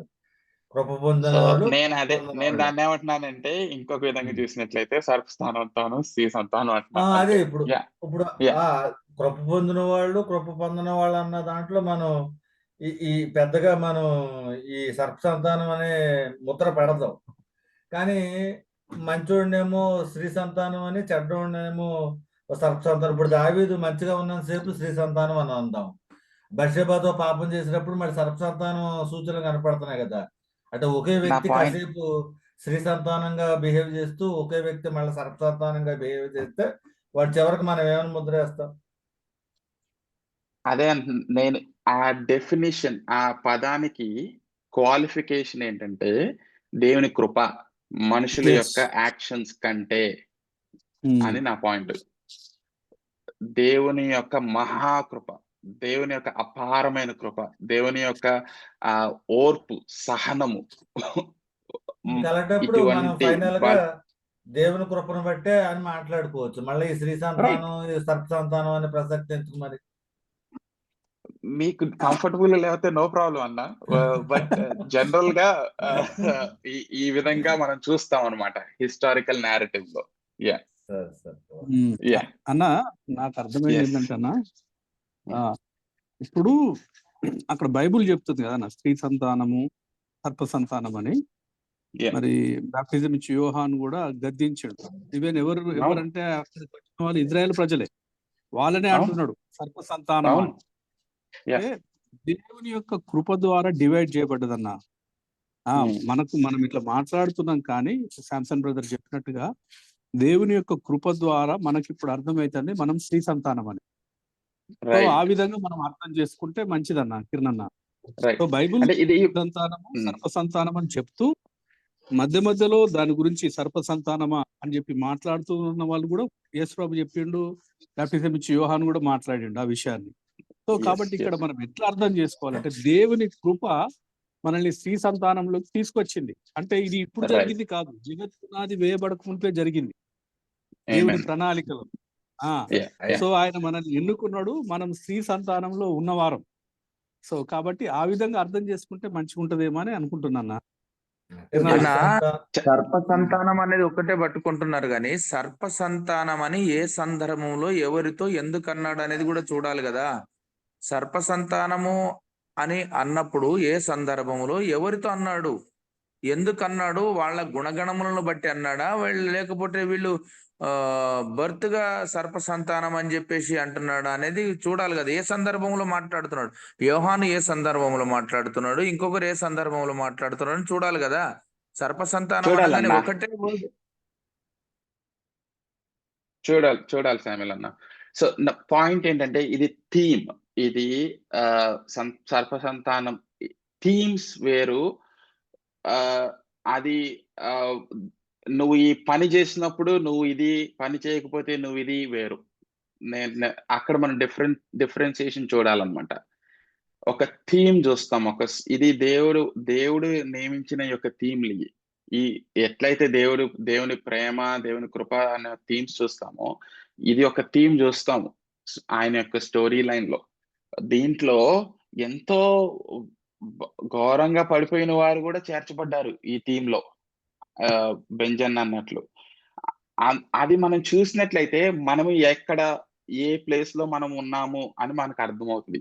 అది మనం నిర్ణయించుకొని ఓకే నేను స్త్రీ సంతానం అని మనం ఒకసారి మన జీవితాలు చూసుకున్నట్లయితే, ఓ ప్రభు మహాకృపను బట్టి నన్ను ఈ విధంగా మార్చుకున్నాడా అన్న యొక్క ఆదరణ మనకు వస్తుంది. అది చూసినప్పుడు, అది చూస్తూ మనం వాక్యాన్ని ఎలా చదవగలగాలో మనం హెల్ప్ చేస్తాయి. మీరు శామ్యుల్ అన్నట్లు ఆ సందర్భంలో ఎవరిని అన్నారు అది కూడా హెల్ప్ చేస్తుంది అన్నమాట మనకి. సరే, ఇప్పుడు మీరు అన్నమాట కరెక్ట్, అది కాదంటలేదు నేను. ఇప్పుడు వాడు చెడ్డగా ఉన్నాడు ఒక వ్యక్తి, సరే తర్వాత వాడు భవిష్యత్తులో నేను మార్చబోతున్నాను, వాడిని మంచివాడిగా మార్చబోతున్నాను అని ప్రభు అనుకున్నప్పుడు, తర్వాత భవిష్యత్తులో వాడిని మంచిగా నేను నిరూపిస్తాను అనుకున్నప్పుడు ఇప్పుడు సర్ప సంతానం అని తిట్టవలసినంత అవసరం ఏముంది? భవిష్యత్ జ్ఞానం ఎదిగినైనా, భవిష్యత్తులో వాడు ఎలా మారుతాడో తెలిసినైనా, భవిష్యత్తులో నా కృప తనకు అనుగ్రహిస్తాను అన్నప్పుడు, వాడు చెడ్డగా ఉన్నప్పుడు కూడా వాడు మంచోడి కింద వాడిని ఇచ్చేయాలి, ఎస్టాబ్లిష్ చేయాలి. అంతేగాని భవిష్యత్తులో ఈయనే అతన్ని మార్చబోయి ఈయనే అతనికి మంచి భవిష్యత్తు ఇవ్వబోయిన ఆయన ఇప్పుడు సర్ప సంతానం అని తిట్టడం ఎందుకు? ఇప్పుడు ఎవరు తిడుతున్నారు? అలా కొంతకాలం సర్ప సంతానంగా ఉంటున్నాడు, తర్వాత మనం మారినప్పుడేమో దేవుని కృప అంటున్నాం, వాడు చెడ్డగా ఉంటున్నప్పుడేమో సర్ప సంతానం అంటున్నాం, మారితేనేమో దేవుడు కృప చేశాడు అంటున్నాం.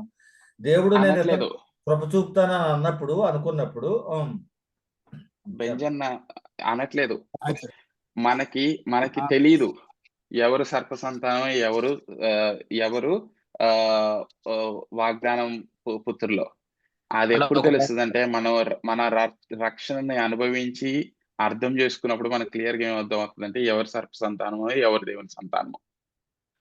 సో మనం ఎవరిది లేబుల్ చేయమని ఇప్పుడు అనట్లేదన్న. అందుకనే మనం సువార్త అందరూ ప్రకటించాలి. సువార్త హృదయపూర్వకంగా, సంతోషంగా, కాన్ఫిడెన్స్ తో అలా ప్రకటించమని ఈవెన్ వాక్యంలో కూడా రాయబడింది. ఎందుకంటే మన పాయింట్, ఇప్పుడు నేను ఈవెన్ ఈ కేటగిరీస్ ఇవ్వటం ద్వారా నేను ఏం చెప్పట్లేదంటే ఓకే ఈ రోజు నుంచి పోయి ఎవరు సర్ప సంతానం ఎవరు స్త్రీ సంతానం చూడండి అని చెప్పడానికి కాదు ఈ థీమ్స్ మనకి. అది దేవునికే తెలుసు. మనం అందరికీ సువార్త ప్రకటించాలి. కానీ ఒకటేమవుతుందంటే ఆ విధంగా ఆయన రక్షించుకుంటూ వస్తున్న దేవుడు అని మనకు అర్థం అవుతుంది. అది పాయింట్ అన్నమాట. కిరణ్ అన్నకి సొల్యూషన్ వచ్చినట్లుంది. రాజేష్ బ్రదర్ ఏమైనా చెప్దాం అనుకుంటున్నారా? Raj Kumar brother sorry. లేదన్న సారీ. ఓకే, రాజీవ్ అన్న మీరు? Okay, is I audible? Yes please Suresh brother చెప్పండి. వాయిస్ బ్రేక్ అయ్యి నేను మిస్ అయ్యాను. నేను కొద్దిగా వాయిస్ అవునా? బ్రేక్ అయ్యి ఓకే, మిస్ అయ్యాను. యాక్చువల్లీ అయితే actually అనే విషయాన్ని ఎక్కడైతే మాట్లాడుతున్నారో ఉమ్, లిటర్ మనం అర్థం అంటే నేను అనుకున్న వ్యూ ఏంటంటే మనం అర్థం చెప్పండి. చేసుకోవాల్సింది సర్పసంతానము అనేదాన్ని వాళ్ళు నాశనంలో పాపంలో పడిపోయి వాళ్ళు నాశనంలో ఉండి కొనసాగుతున్న వాళ్ళని మాత్రమే సర్పసంతానము అని సంబోధించారు అని అనుకుంటున్నానన్న. ఎస్ అదే విషయం అనుకున్నాను. ఎందుకంటే ఇందాక కిరణ్ అన్న అన్నారు కదా, వాడు పడిపోయినప్పుడు సర్పసంతానం అని, లేకపోతే బాగున్నప్పుడు స్త్రీ సంతానం అని, లేకపోతే దేవుడు డిజైన్ చేసేవాడు దేవుడు కదా అని చెప్పేసానంటే రైట్, అది కరెక్టే. At the same time yes వాడు నాశనంలో కంటిన్యూ అవుతున్నాడు కాబట్టి ఆ పదాన్ని వాడారు. ఒకవేళ రైట్ వాడు నాశనంలో కంటిన్యూ అవ్వకుండా ఉంటే, ఇప్పుడు దావీదు పాపం చేశాడు రైట్, ఆయన దానిలో కంటిన్యూ అయ్యేవాడు అయ్యి ఉంటే ఆయన కూడా సంబోధించేవాడేమో. ఆయన కంటిన్యూ అవును. అవ్వలేదు, ఆయనకు తెలుసు, ఎస్ దేవుడికి తెలుసు ఆయన కంటిన్యూ అయ్యేవాడు కాదు, ఆయన రిపెండెన్స్ అయ్యేవాడు రైట్ అని చెప్పేసి ఆయన తెలుసు కాబట్టి ఆయనకు ఆ పదాన్ని వాడలేదు. సో ఆ పదాన్ని వాడారు అంటే రైట్ వాళ్ళు రైట్ నాశనం సాగుతున్న వాళ్ళు కంటిన్యూస్ గా అని అర్థం చేసుకోవచ్చు అని. Right right yeah. ఇంకేమన్నా క్వశ్చన్స్ ఉన్నాయా? లేకపోతే ఇంకో 2 క్విక్ టూల్స్ చూసి మనం ముందుకెళ్దాం. బ్రదర్ ఇది స్త్రీ సంతానం సర్ప సంతానం అనేది జెనసిస్ 3:15 కదా, దాన్ని ఆధారం చేసుకుని అవునన్నా మాట్లాడేది. అవునన్నా నేను కొద్దిగా మిస్ అయిపోయాను, కొద్దిగా షార్ట్ గా సారీ. ఎక్స్ప్లెయిన్ చేస్తారా స్త్రీ సంతానం ఎవరు, సర్ప సంతానం అది నాకు అర్థం కాదు. Thank you. Raj Kumar brother మీకు ఎక్స్ప్లెయిన్ చేస్తారు. సారీ అన్న, నేను చేయనా పర్లేదు. అయితే నేను సరిగా వినలేదన్నా, ఎందుకంటే చిన్న పాప, ఓకే, పిల్లలు స్కూల్కి వెళ్తారు నో కదా. Problem sure no problem. So అన్నా, మా పాయింట్ పెంజన చేస్తున్నారు. చేయడం లేదు కానీ అంటే ఐ మీన్ 3:15 అనేది మనం మెస్సయా ప్రామిస్ మనం చూస్తాం కదా దాన్ని. కాబట్టి ఆ మెస్సయానే ఆయన కృప ద్వారా స్త్రీ సంతానాన్ని సర్ప సంతానాన్ని డివైడ్ చేస్తుండే అనిపిస్తుంది నాకు. ఆయన ద్వారానే ఇప్పుడు స్టోరీ లైన్ అంతా కూడా క్రీస్తు కోసమే కదా. సో క్రీస్తు చేత వాగ్దానం చేయబడ్డ ఆ విధానాన్ని మనం క్రీస్తులో రావడం ద్వారా, ఆయన కృప ద్వారా మనమంతా కూడా ఏంది స్త్రీ సంతానంగా అయిపోయినామని అనిపిస్తుంది రాజీవ్. ఎస్ అన్న.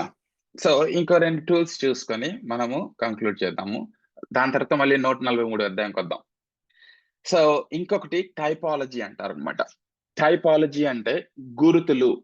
పాత నిబంధనలో జరుగుతున్న కొన్ని వ్యక్తులు కానీ, లేకపోతే కొన్ని దేవుడు ఏర్పరిచిన కొన్ని పద్ధతులు కానీ క్రీస్తుని ఎలా సూచించేవిగా ఉన్నాయో వాటిని టైపాలజీ అంటాం. ఇది ఒక ఉదాహరణ తీసుకున్నట్లయితే రోమీలకు రాసిన పత్రిక 5వ అధ్యాయం 14వ వచనం చూద్దాం.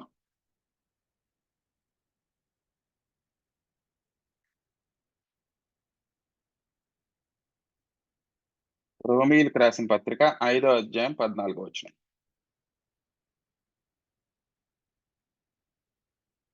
యాక్చువల్లీ 12 నుంచి 14 వరకు చదవండి బ్రదర్స్ ఎవరన్నా.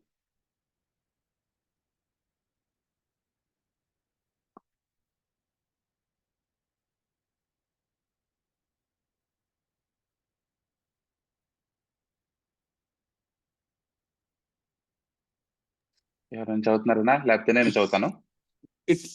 ఇట్లుండగా ఒక మనుషుని ద్వారా పాపము ద్వారా మరణమును లోకములో ఎలాగూ ప్రవేశించునో అలాగనే మనుషులందరూ పాపము చేసినందున మరణము అందరికీ సంప్రాప్తమాయను.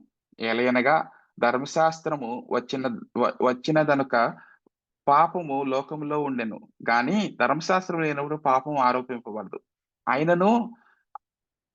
ఆయనను ఆదాము చేసిన అతిక్రమము బోలి పాపము చేయని వారికి మీద కూడా ఆదాము మొదలుకొని మోషే వరకు మరణం మేలెను.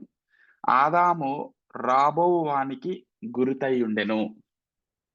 ఈ పర్టికులర్ వర్స్ చూస్తున్నారా? ఆదాము రాబో వానికి గురుతై ఉండెను. ఇది టైపాలజీ అన్నమాట.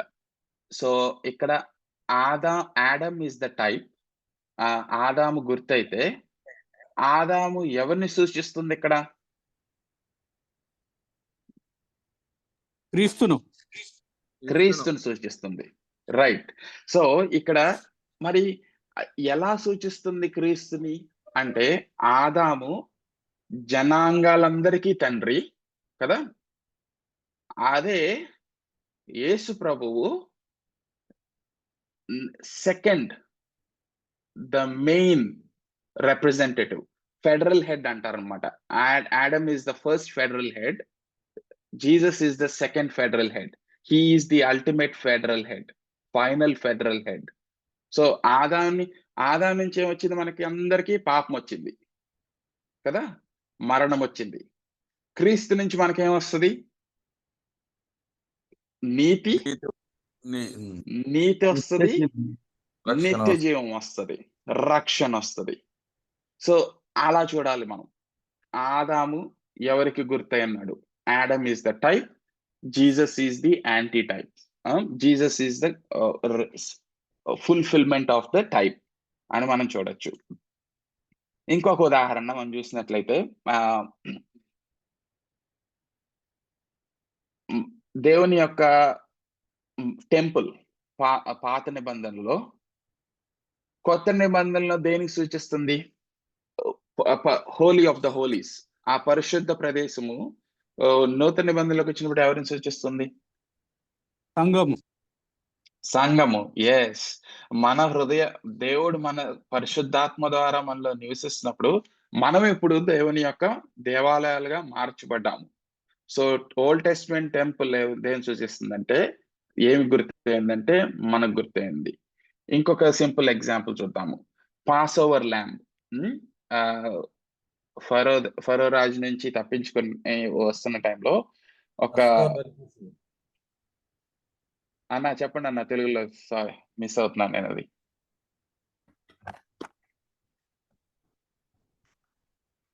బలి పశువు కదా.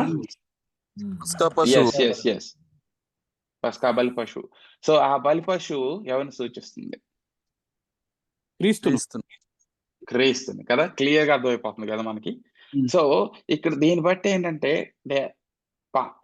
ఒక్కొక్కసారేమో మనుషులు టైప్స్, యాంటీ టైప్స్ చూస్తాము, ఒక్కొక్కసారి థీమ్స్ చూస్తాము, ఒక్కొక్కసారి ఆయన నియమించిన కొన్ని పద్ధతులు, ఆ యొక్క సాక్రిఫైసెస్ వాటిని బట్టి మనం క్రీస్తుని ఎలా చూస్తామో మనం అర్థం చేసుకుంటాం.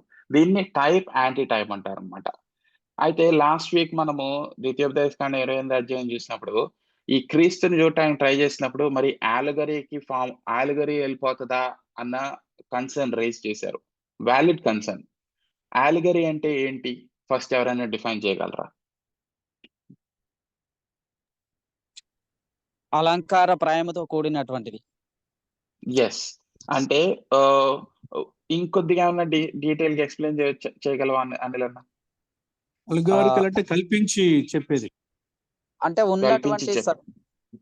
ఉన్నటువంటి దాన్ని స్పిరిచువలైజేషన్ చేసి ఒక నూతన అర్థాన్ని ఇవ్వడానికి చేసే ప్రయత్నం. రైట్. నూతన అర్థానికి ఇవ్వటానికి ట్రై చేసే ప్రయత్నము ఆలిగరీ అంటారు. సో కానీ టైప్ లో మనం ఎక్కడ కాన్ఫిడెన్స్ తీసుకోవచ్చు అంటే, స్క్రిప్చురల్ రెఫరెన్సెస్ ఉంటాయి టైప్స్ కి, యాంటీ టైప్స్ కి. అంటే వాక్యములో వేరే రచయితలు వాటిని ఉపయోగించి రాసినప్పుడు మనం కాన్ఫిడెంట్ గా చెప్పొచ్చు ఏంటంటే ఇది ఆలిగరీ కాదు. ఇప్పుడు చూడండి, ఇక్కడ రోమియోల పత్రిక ఎవరు రాశారు? పౌల్ గారు రాశారు. ఏ కాలంలో రాశారు? క్రీస్తు చనిపోయి తిరిగి లేపబడిన తర్వాత రాశాడు. అయితే ఈయన ఎవరి గురించి రాస్తున్నారు? ఆదాము గురించి రాస్తున్నారు. సృష్టి మొదట్లో జరిగిన ఆదాము గురించి రాస్తూ ఆయన ఏం రాస్తున్నాడు?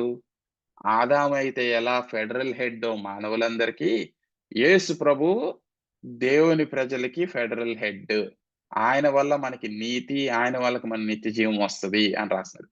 సో ఇది దేవుని యొక్క వాక్యము, దేవుని యొక్క దైవిక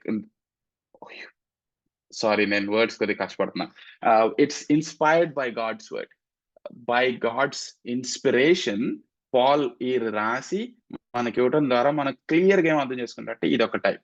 సో యాలిగరీకి స్క్రిప్చురల్ బ్యాకింగ్ ఉండదు, టైప్స్ అండ్ యాంటీ టైప్స్ కి క్లియర్ గా స్క్రిప్చురల్ రెఫరెన్సెస్ ఉంటాయి. ఒక్కొక్కసారి రెఫరెన్సెస్ ఉండకపోయినా క్లియర్ గా థీమ్స్ అర్థమైపోతా ఉంటాయి ఒకదాని నుంచి ఇంకో దానికి. సో దాన్ని బట్టి మనము కాన్ఫిడెంట్ గా వాటిని ఉపయోగించి క్రీస్తుని చూపించవచ్చు మన old testament. So that is typology. Now next ఇంకొకటి కాంటిన్యూటీ, డిస్కాంటిన్యూటీ. కొన్నేమో పాత నిబంధనలో జరుగుతున్నవి కొత్త నిబంధనలో కూడా కంటిన్యూ అవుతాయి, కొన్ని కంటిన్యూ అవ్వవు. ఎగ్జాంపుల్, క్లియర్ ఎగ్జాంపుల్ ఒకటి చూసుకున్నట్లయితే సున్నతి.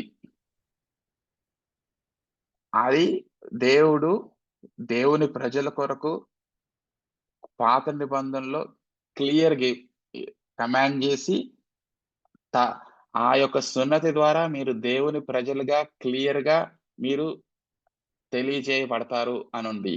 మన న్యూ టెస్ట్మెంట్ లో వచ్చినట్లయితే ఆ సున్నతి మనం చూడం, దాన్ని స్పిరిచువల్ సెన్స్ లో చూస్తాం, కానీ మన హృదయాలు సున్నతి చేయబడాలి అని చూస్తాం. సో అక్కడ కాంటిన్యూటీ, డిస్కాంటిన్యూటీ చూస్తాం అన్నమాట కదా. అదే విధంగా ఇంకొక ఎగ్జాంపుల్ తీసుకున్నట్లయితే పాత నిబంధనలో మనకి బాప్తిజం లేదు, కొత్త నిబంధనలో బాప్తిజం ఉంది. కానీ పాత నిబంధనలో వస్తుందన్న విజన్న కొత్త నిబంధనలో ఎక్సడస్ లో నిర్గమాకాండంలో జరిగిన ఆ యొక్క క్రియని వారు వాటర్ బ్యాప్టైజింగ్ బై వాటర్ అని చెప్తారు. ఒక రిఫరెన్స్ ఉంటది. చెప్పండి అన్న విజన్న. యాక్చువల్గా ఈ సున్నతి అనేది మరి ద్వారానే దేవుడు ఆయన ప్రజలుగా ఎందుకు దీన్ని మాత్రమే గుర్తుగా ఎందుకు పెట్టాడు సున్నతిని, అది చాలా అంటే అని మా సహోదరులు కొంతమంది అడిగారు నన్ను. అడిగితే ఎందుకు అనే దానికి నా దగ్గర జవాబు లేదు, కానీ ఆ విధంగా జరిగింది మాత్రం చెప్పగలుగుతారని చెప్పాను. దాని గురించి ఇంకేమైనా ఆత్మీయ అర్థాలు ఏమన్నా ఉంటే మీరు చెప్తే బాగుంటుందని నా అభిప్రాయం. ఐ థింక్ ఆత్మీయ అర్థము రెఫరెన్సెస్ లో క్లియర్ గా మనం చూసేది ఏంటంటే, ఈ సున్నతిని ఏం సూచిస్తుందంటే మన హృదయాలు సున్నతి చేయబడాలి అని కదా. ద సర్కంసిజన్ ఆఫ్ ద హార్ట్స్ అని మనము ఫ్యూచర్ లో చూస్తాం. మీనింగ్ అది ఒక క్లియర్ డిస్టింక్షన్, మన హృదయాలు క్లియర్ గా వేరుపరచబడాలి. వారు ఎలా ఫిజికల్ గా వేరుపరచబడి చూపించబడ్డారో ఆ కాలంలో, ఇది ఎంతో ఇది ఏం సూచిస్తుందంటే ఇంకా గొప్ప ఆత్మీయ కార్యం సూచిస్తుంది. అది మన హృదయాలు సున్నతి చేయబడి, మన హృదయాలు మార్చబడి, క్రీస్తు యొక్క కృపలో అది గొప్పగా కడగబడినప్పుడు మనం ఆ విధంగా జీవిస్తాము, దేవుని యొక్క జనాంగంగా జీవిస్తాము అన్నది చెప్పగలము. కానీ ఎందుకు సున్నతి ప్రభు సిద్ధపరిచారో ఓల్డ్ టెస్ట్మెంట్ లో నాకు తెలీదు. ఆయన క్రీస్తు తిరిగి వచ్చినప్పుడు డెఫినెట్లీ మనం అందరం, నేనైతే అడుగుతాను ఆ క్వశ్చన్. థ్యాంక్ యూ అన్న. యాక్చువల్ గా నగేష్ అన్న అడిగారు, నగేష్ అన్న చేయలేపాడు. దాని గురించి ఇంకొంచెం ఏమన్నా అడుగుతాడేమో చూద్దాం. నగేష్ అన్న మీరే. అన్న ఓకే, థ్యాంక్ యూ. అది మన దాకా కూడా వెయిట్ చేయడక్కర్లేదు. సున్నతి అనేది హృదయ సంబంధమైన సున్నతి అనేది ఇజ్రాయెల్ తోటి కూడా దేవుడు మాట్లాడాడు. అవును, ఎజెకియల్లో. అదేంటి యెహోషువలో, ద్వితీయోపదేశ కాండంలో వాటిలో ఇంకా స్పష్టంగా ఉంటది. ద్వితీయోపదేశ కాండంలో అయితే నీ పూర్ణ హృదయంతో నీ పూర్ణ ఆత్మతో నీ దేవుడైన యెహోవాను ప్రేమించినట్లు ఆయన నీ హృదయానికి సున్నతి చేస్తాడు అని మాట కూడా రాయబడింది. అవునన్నా. యా. సో ఈ ఫిజికల్ సింబలిజం ఏంటంటే ఒక స్పిరిచువల్ పాయింట్ ని కమ్యూనికేట్ చేయడానికి అవి ఏర్పరచబడి ఉన్నాయి అన్నమాట. అనిల్ అన్న చెప్పండి. అన్న అయితే ఈ సున్నతి అది వచ్చింది కాబట్టి, అంటే సున్నతి బైబిల్లో దేవుడు మాత్రమే ఇనిషియేషన్ చేసిందా, లేకపోతే అంతకంటే ముందే సున్నతి కలిగినటువంటి ప్రజలు గాని, దేశాలు గాని వారు ఎవరైనా ఉన్నారా? ఒకవేళ గుడ్ ఉంటే క్వశ్చన్. వార్ మెథడ్స్ ని అంటే దేవుడు ఎందుకు వీరికి ప్రత్యేకపరచడానికి అలో చేశాడు? Good question. ఐ మీన్ అలా చేసుకున్నట్లయితే రాజులు కూడా king is also a theme in the old testament కదా. కానీ రాజుల్ని ఎవరు నియమించారు? ఇజ్రాయేలీలు ఇక్కడ ఉన్న వాళ్ళందరికీ రాజులు ఉన్నారు, మాకు కూడా ఒక రాజు కావాలని చెప్పి దేవుడి దగ్గరికి వచ్చారు కదా. కానీ దేవుడు దాన్ని అంటే బయట ఉన్న కాన్సెప్ట్ ని మనం ఇక్కడ తీసుకొచ్చినట్లుగా క్లియర్ గా చూస్తాము. కానీ ఫైనల్ గా ఎవరు రాజు? దేవుడే రాజు. అన్న చెప్పండి. అంటే అనిల్ అడిగిన దానికి యాక్చువల్ గా దేవుడు ఒక విషయాన్ని అర్థం చేసుకోవడానికి పాత నిబంధనల నుంచి కూడా కొన్ని గుర్తులను, కొన్ని హిస్టారికల్ ఈవెంట్స్ ని ప్రజలకు అర్థం చేయించడానికి ఆయన వాటి ద్వారా మాట్లాడిండు. సో ఇక్కడ సున్నతి అంతకు ముందే చరిత్రలో ఉన్నది అంటే సున్నతి చేసుకునే వాళ్ళు ఒక ప్రత్యేకమైన జనాంగం అని మనకు అర్థమవుతుంది అక్కడ, అంటే అంతకు ముందు ఉన్నా కూడా. సో వీరు కూడా ఆ విషయాన్ని అర్థం చేసుకోవడానికి వాళ్ళ ప్రజల మధ్యలో ఉన్నదే కావచ్చు, చరిత్రలో ఉన్నదే కావచ్చు, వీళ్ళు కూడా దాన్ని అర్థం చేసుకొని మేము ప్రత్యేకించబడిన వారము, దేవుని జనాంగంగా ఉండడానికి ఒక గుర్తు కానీ వీరు కూడా అర్థం చేసుకోవడానికి దేవుడు ఇచ్చి ఉండొచ్చు అని నేను అనుకుంటున్నాను. అయితే అన్న ఆల్రెడీ ప్రజల ఆచారంలో ఉన్నటువంటి దాన్ని తీసుకొని ఇది మీకు నిత్య నిబంధనగా ఉంటది అని ఎస్టాబ్లిష్ చేయడం అనేటువంటిది అదే తమే అలా సడన్ ఈ సున్నతి ఎందుకు చేయాలంటే వాళ్ళకి ఏం అర్థం కాదు అసలు. ముందు వాళ్ళకు చరిత్రలో జరిగింది కాబట్టి తిరిగి దాన్ని ఉపయోగించి వీరికి ఇచ్చుంటాడేమో దేవుడు అర్థం చేసుకోవడానికి. ఇది నిత్య నిబంధనగా ఉంటే తప్పకుండా మీరు కూడా ఈ విధంగా చేసుకోవాలని. అఫ్కోర్స్ వాళ్ళు ప్రత్యేకించబడిన వారైనప్పటికీ ఒక విషయాన్ని అర్థం చేసుకోవడానికి అక్కడున్న ఆచారాన్నే వీళ్ళకు కూడా ఇచ్చి ఉండొచ్చేమో అని మనం అర్థం చేసుకుంటే బాగుంటుందని నేను అనుకుంటున్నా. తను పెద్ద మర్మమేం లేదు. తర్వాత హృదయం సున్నతి చేయబడాలనేది మనకు తర్వాత అర్థమైంది కదా. అట్లా మెయిన్ పాయింట్ ఎగ్జాక్ట్లీ. ఇంకొక ప్రశ్న ఏంటంటే ఇప్పుడు టైప్ అండ్ యాంటీ టైప్ లో చూసినప్పుడు కొన్నిసార్లు కాంట్రడిక్ట్ టైప్స్ ఏమన్నా ఉంటాయా? Good question. మేబీ ఫ్యూచర్ లో ఏమైనా చూద్దాము. నేను ఈ పుస్తకం చదువుతున్నాను యాక్చువల్లీ, టైపాలజీ, బిబ్లికల్ టైపాలజీ అని. దీంట్లో ఏమన్నా కొద్దిగా ఫుల్ నేర్చుకుంటానో మీతో షేర్ చేసుకుంటాను డెఫినెట్లీ. సో కాంట్రడిక్టరీ ఒకటి కాన్ఫిడెంట్ గా ఏం చెప్పొచ్చు అంటే దేవుడు కన్ఫ్యూజన్ కి దారి తీయడు కదా. కాంట్రడిక్షన్ ఎప్పుడు వస్తుంది అంటే మనం సరిగ్గా అర్థం చేసుకోపోయినప్పుడు వస్తాము నా ఉద్దేశంలో. సో దాన్ని సరిగ్గా మీనింగ్ అర్థం చేసుకోకపోవటంలో వస్తుంది. సో కాంట్రడిక్షన్ వస్తుందా అంటే నేను రాదని చెప్పగలను కాన్ఫిడెంట్ గా, దేవుని యొక్క క్యారెక్టర్ని బట్టి. మేబీ కాంట్రడిక్షన్స్ ఏమన్నా మన సొంత బలహీనత వల్ల మనం కాంట్రడిక్షన్స్ తీసుకొస్తామేమో, దానికి ఛాన్స్ ఉందా అంటే ఉన్నది అని నేను చెప్పగలను. సో ఇప్పుడు ఎస్, యూర్ వెల్కమ్. సో మరి ఫైనల్ గా మనము సమ్మరైజ్ చేసి 143 అధ్యాయం చూద్దాము. ఒకటి ఎక్సిజిటికల్ టూల్స్ అన్నాము, స్టోరీ లైన్ టూల్స్ అన్నాము. ఎక్సిజిటికల్ టూల్స్ లో సందర్భము, వ్యాకరణ, గ్రామటికల్, హిస్టారికల్ మెథడ్ అన్నాము. మరియు ఇంకొకటి లిటరరీ జానరస్, ఆ యొక్క సాహిత్య రూపం, దాన్ని బట్టి ఈ యొక్క ఎక్సిజిటికల్ టూల్స్ యూజ్ చేసి మనం అర్థం చేసుకోవచ్చు. ఇంకొకటి స్టోరీ లైన్ టూల్స్.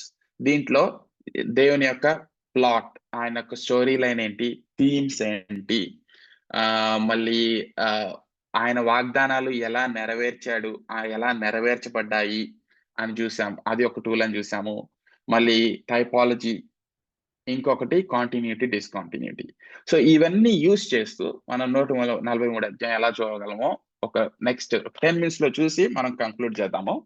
సో ఇప్పుడు బ్రదర్స్, నేను కొన్ని క్వశ్చన్స్ అడుగుతాను, మీరు ఫ్రీగా ఆన్సర్ చేయొచ్చు ఈ టైంలో. ఇక్కడ ఒక క్లియర్ థీమ్ ఏం చూడొచ్చు అంటే దేవుని యొక్క ప్రేమను చూడొచ్చు కదా ఈ థీమ్ లో, ఈ 143 అధ్యాయంలో.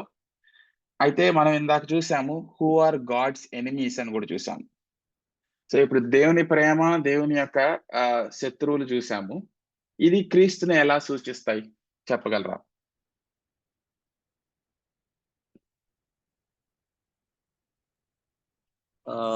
అన్న ఇవి క్రీస్తుని ఎలా చూపెడతాయి అంటే క్యారెక్టరిస్టిక్స్ ఆ పదజాలం ఏదైతే వాడారో సో దానిని క్రీస్తులో అది నెరవేరింది అనేటువంటి దాన్ని బట్టి క్రీస్తుకి ఆపాదించవచ్చు అని అనుకుంటున్నాను. ఇప్పుడు చూడండి 7వ వచనం చూడండి. యెహోవా నా ఆత్మ క్షీణించుచున్నది, త్వరగా నాకు ఉత్తరమిమ్ము. నేను సమాధిలోనికి దిగువారు వలె కాకుండానట్లు నీ ముఖము నాకు మరుగు చేయకము. ఇటువంటి ప్రార్థన యేసు ప్రభు చేశాడా? 22లో చేశారన్న. ఎక్కడన్నా? కీర్తనలు 22లో క్రీస్తుని గురించినటువంటి ప్రొఫెసీస్ దావీదు అక్కడ కూడా దావీదే రాస్తున్నప్పుడు డబుల్ ఫోల్డ్ ప్రొఫెసీస్ లో రాస్తారు. రైట్. మనము యేసు ప్రభు శిలువ మీద ఉన్నప్పుడు ప్రభువా నువ్వు నన్ను విడిచిపెట్టొద్దు అని నన్ను అన్న యొక్క ప్రేయర్ చూస్తాం కదా. సో ఈ దేవుడు ఈ లోకంలో ఉన్నప్పుడు, సిలువలో ఉన్నప్పుడు, ఈ యొక్క శ్రమల నుండి వెళ్ళి సిలువలో చనిపోయినప్పుడు కూడా ఆయన ఇటువంటి యొక్క కష్టం నుంచి వెళ్ళినట్లుగా చూస్తాము. ఈ యొక్క థీమ్ మనం చూస్తాము. ఇంకొక థీమ్ ఏం చూడొచ్చు అంటే వాగ్దానము నెరవేర్చే దేవుడు కదా. సో ఇవన్నీ ఆయన క్రీస్తులు ఎలా నెరవేర్చాడు ఎవరైనా చెప్పగలరా?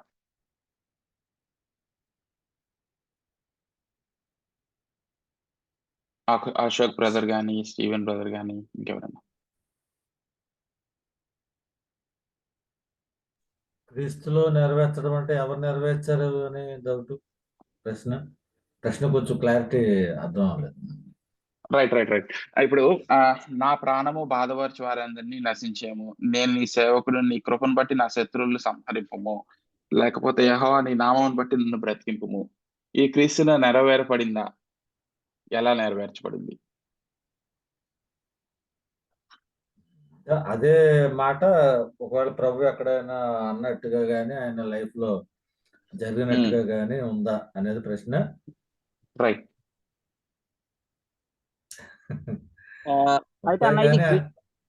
చెప్పండి. ఎస్ అన్న. అయితే అన్న ఇది క్రీస్తులో ఎట్లా నెరవేరింది అని అంటే శత్రువులను సంహరించడం అయి ఉండొచ్చు, లేకపోతే నా ప్రాణమును బ్రతికింపమన్నప్పుడు ఆయన క్రీస్తులో ప్రాణం పెట్టి అక్కడే వదిలేయకుండా ఆయన తిరిగి లేచాడు కదా. సో తద్వారా ఈ చెప్పబడ్డ వాగ్దానం క్రీస్తులో నెరవేరింది అని అనుకుంటున్నాను. రైట్. ఇప్పుడు ఒక టైప్ ఏంటి చెప్పండి ఇక్కడ? ఇక్కడ ఈయనేమో దావీదు గారు సంహరించమని ప్రార్థన చేస్తున్నాడు, ఆయనేమో కాపాడమని ప్రార్థన చేస్తున్నాడు. టైప్ యాంటీ టైప్ అయితే కనపడుతుంది నాకు. రైట్ కదా, అది క్లియర్ కనపడుతుంది. దావీదు రాజు గారు ఇక్కడ యేసు ప్రభు. దావీదు టైప్ అయితే యేసు ప్రభు యాంటీ టైప్. మరి ఇప్పుడు శత్రువులు ఇద్దరికి శత్రువులు ఉన్నారు. అక్కడ ఆయనకి శత్రువులు ఉన్నారు, ఇక్కడ ఈయనకి శత్రువులు ఉన్నాయి. ఇక్కడ 2 టైప్స్ ఒకే అవుతున్నాయి. రైట్. ఇంకొకటి నేను మీకు చూపిస్తాను. యేసు ప్రభువు మన స్థానం తీసుకున్నప్పుడు దేవుని ముందు ఆయన ఏమయ్యాడు? ఆయన పాపమయ్యాడు. అంటే ఆయన శత్రువుగా మార్చబడ్డాడు. చూస్తున్నారా అది? ఓకే. సో అక్కడ డిస్కంటిన్యూటీ అలా వస్తుంది. అక్కడ వస్తూ ఇదే క్రీస్తు నా ప్రాణము భద్రపరిచిన వారందరినీ బాధపరిచి వారందరినీ నశింపజేయము, నీ కృపను బట్టి నా శత్రువులను సంహరింపుము. ఆయన మనస్థానము తీసుకొని శత్రువుగా మార్చబడి ఆయన కృపను బట్టి ఏం చేస్తున్నారు? శత్రువులను సంహరిస్తున్నాడు. ఆయన పాపం సిలువ వేయబడుతుంది. సో ఇందాక అన్నారు కదా, కృపను బట్టి శత్రువుల్ని ఎలా సంహరిస్తారని అశోక్ అన్న క్వశ్చన్ అడిగాడు. అది క్రీస్తులో సంపూర్ణంగా నెరవేర్చబడుతుంది. Justice and grace meets in Jesus Christ, తద్వారా రక్షణ. తద్వారా ఇక్కడైతే దావీదు గారు ఎలా రక్షించబడ్డాడో మనము ఎలా రక్షించబడతాము? క్రీస్తు వల్ల రక్షించబడతాము, క్రీస్తు ద్వారా రక్షించబడతాము. సో మనము ఫస్ట్ డైరెక్ట్ గా దీన్ని మనకు అప్లై చేసుకునే ముందు క్రీస్తులో ఈ ఆయన ఎట్లా శత్రువుగా ఇంకొక థీమ్ కూడా ఉంది, సేవకుడు. నీ సేవకుడును నీ కృపను బట్టి. దావీదు రాజు, అదే విధంగా దావీదు సేవకుడు కూడా కదా. ఇప్పుడు క్రీస్తులో చూసినట్లయితే క్రీస్తు యేసుప్రభువు వచ్చినప్పుడు ఆ శిష్యులు ఏమనుకున్నారు?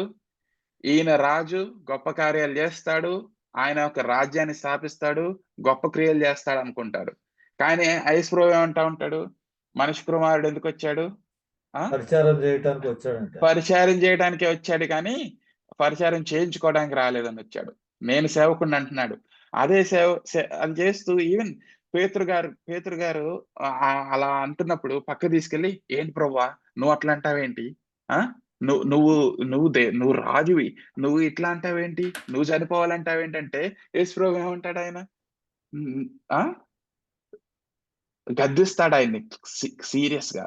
గద్దించి, నీకు తెలియదు, ఇది నీకు మరుగుపరచబడి ఉన్నాయి, కానీ ఈ విధంగా ఫుల్ఫిల్ అవుతుంది. సో కింగ్, రాజు, ఇదే సేవకుడు, ఇదే శత్రువు, ఇవన్నీ మనము యేసు ప్రభులో చూస్తాము.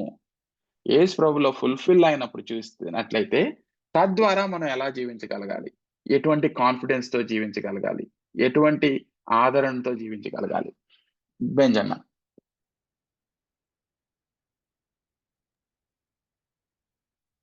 ఇది కొంచెం నాకు బలవంతంగా అందులోకి వెళ్ళి మనం లాగుతున్నట్టుగా అనిపిస్తుంది బ్రదర్. యాక్చువల్ గా ఆథర్ ఇంటెన్షన్ మనకు కావాలా? అసలు ఈ కీర్తన రచిస్తున్నప్పుడు దావీదు యొక్క మనసులో ఇవన్నీ ఉన్నాయా? దావీదు మనసులో ఇంత క్లియర్ గా అయితే లేవు, ఇంత క్లియర్ గా అయితే లేవు. అదే మనము ఆథర్ ఇంటెన్షన్ అనేది చాలా ప్రాముఖ్యమైనది. సో మనం ఏదో అంటే క్లియర్ స్క్రిప్చర్స్ మనకు ఇప్పుడు జెనసిస్ లో కొన్ని మనకు అక్కడ టైపాలజీలో కనిపిస్తున్నాయి, కానీ ఇక్కడ క్లియర్ గా మనకు తెలుసు ఆయన శత్రువుల నుంచి భయంతో ఉన్నాడు, వాళ్ళను హింసించాలని, వాళ్ళని చంపేయాలని ప్రార్థన చేస్తున్నట్టు అనిపిస్తుంది కదా. ఇందులో మనం క్రీస్తుని ఎందుకు అంటే కంపల్సరీ తీసుకురావాలన్నా ఖచ్చితంగా ఎందుకంటే బలవంతంగా తీసుకొస్తున్నట్టుగా అనిపిస్తలేదా? బలవంతంగా యాడ్ చేసినట్టుగా ఇప్పుడు ఐజాయా ఉంది, 53 ఉంది, చాలా క్లియర్ గా యేసుక్రీస్తు గురించి చెప్తుంది కదా. ఫ్రమ్ ద సో కొన్ని స్క్రిప్చర్స్ మనకు ఓల్డ్ టెస్టమెంట్ లో చాలా స్పష్టంగా క్లియర్ గా కనిపిస్తున్నాయి, మెస్సయా ప్రాఫెసీలు. సో ఇప్పుడు ఇందులోకి వెళ్ళి మనము డైరెక్ట్ ఆథర్ ఇంటెన్షన్ లో మనం ఏదన్నా బలవంతంగా క్రీస్తును ధ్యానం చేస్తున్నామా?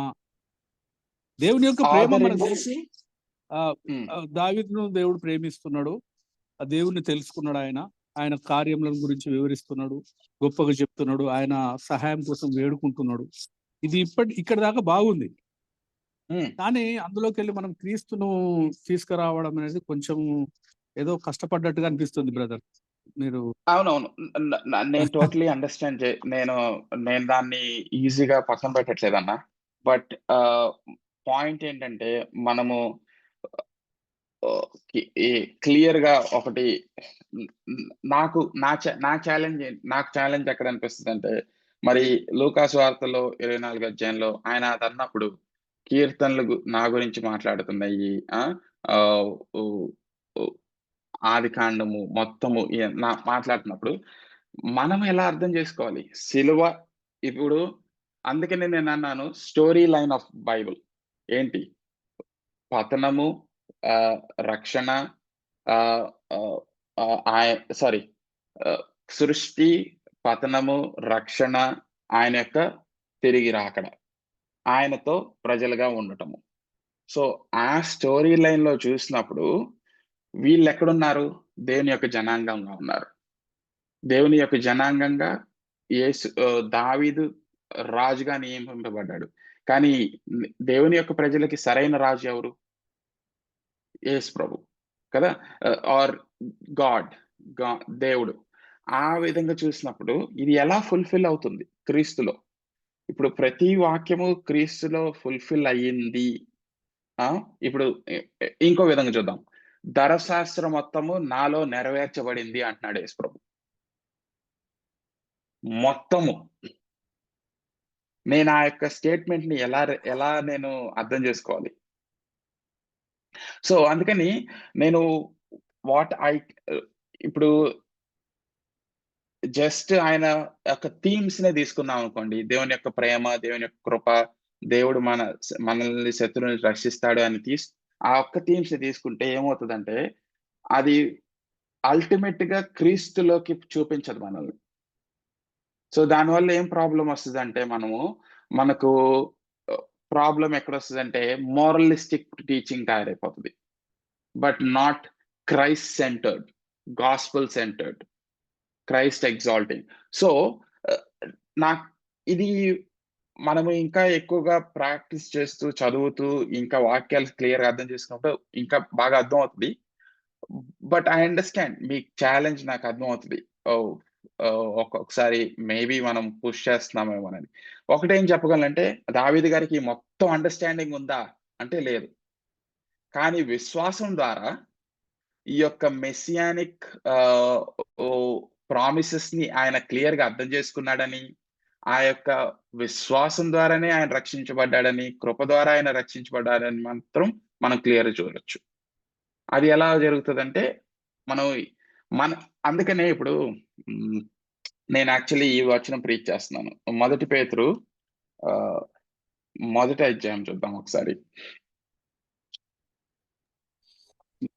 మహేష్ పాల్, నీ వీడియో ఆన్ అయింది తమ్మి, ఒకసారి చూసుకో.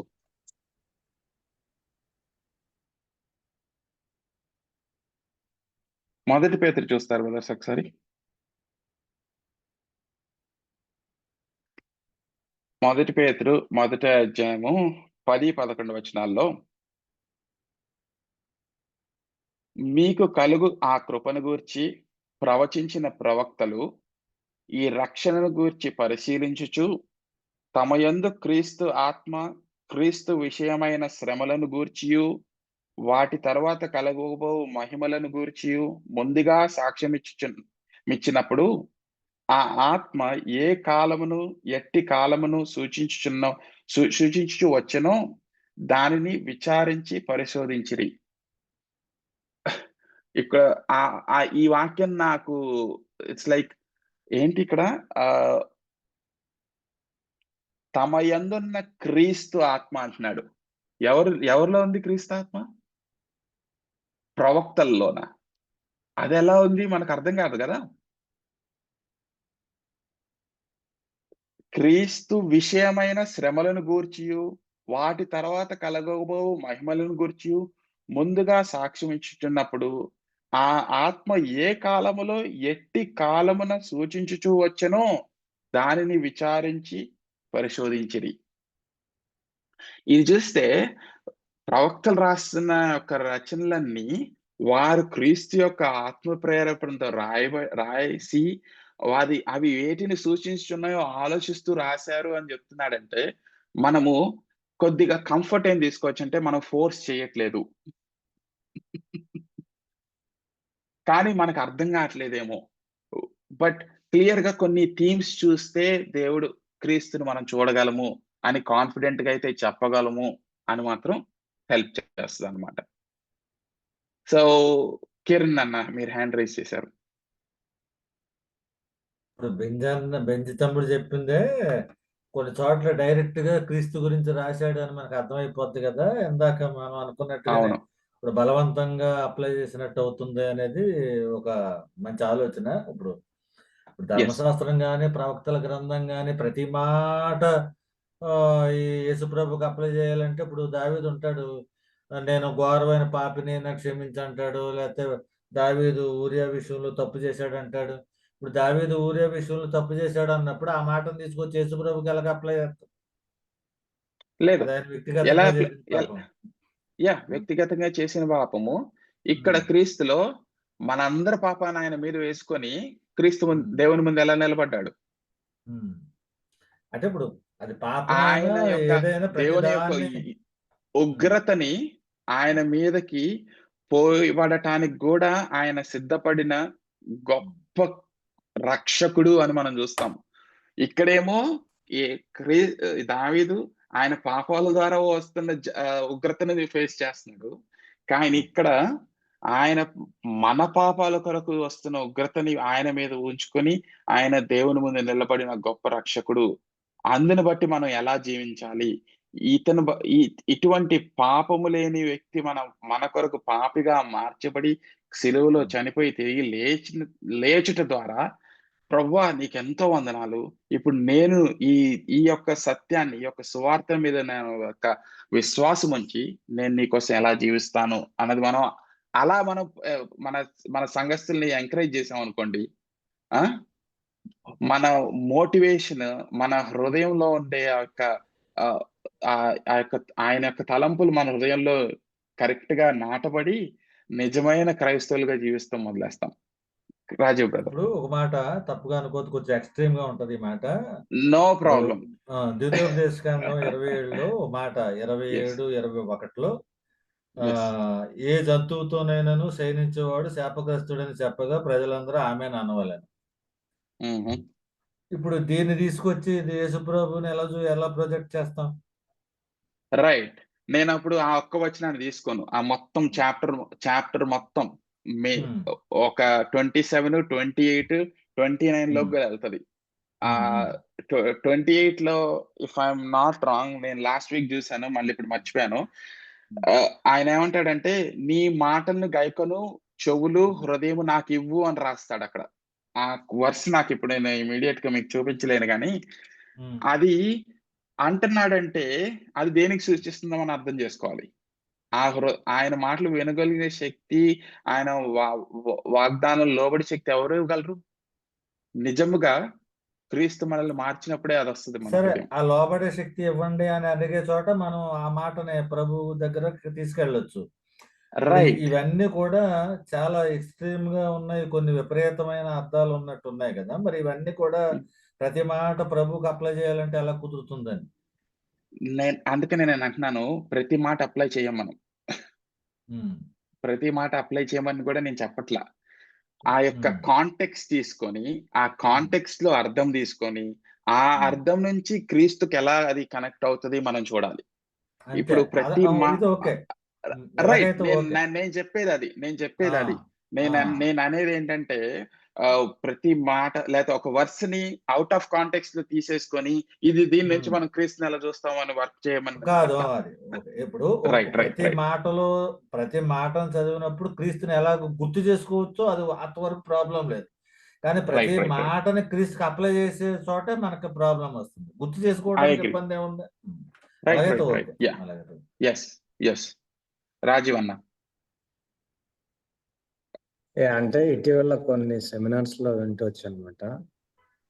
ప్రతిదీ క్రిస్టో సెంట్రిక్ లేకపోతే క్రూసి సెంట్రిక్, అంటే క్రాస్ దగ్గర తీసుకురావడం కాకుండా ఏ ప్యాసేజ్ లో ఆ థ్రస్ట్ ఏంటి అంటే what the author is doing with what he's saying అనేది మనం మిస్ అయిపోతాము. అక్కడ ఉన్న డెలికేసీ అనేది మనం మిస్ అయిపోతాము. గాస్పెల్ అనేది డిఫరెంట్ కాబట్టి మనం గాస్పెల్ ని ప్రీచ్ చేయొచ్చు.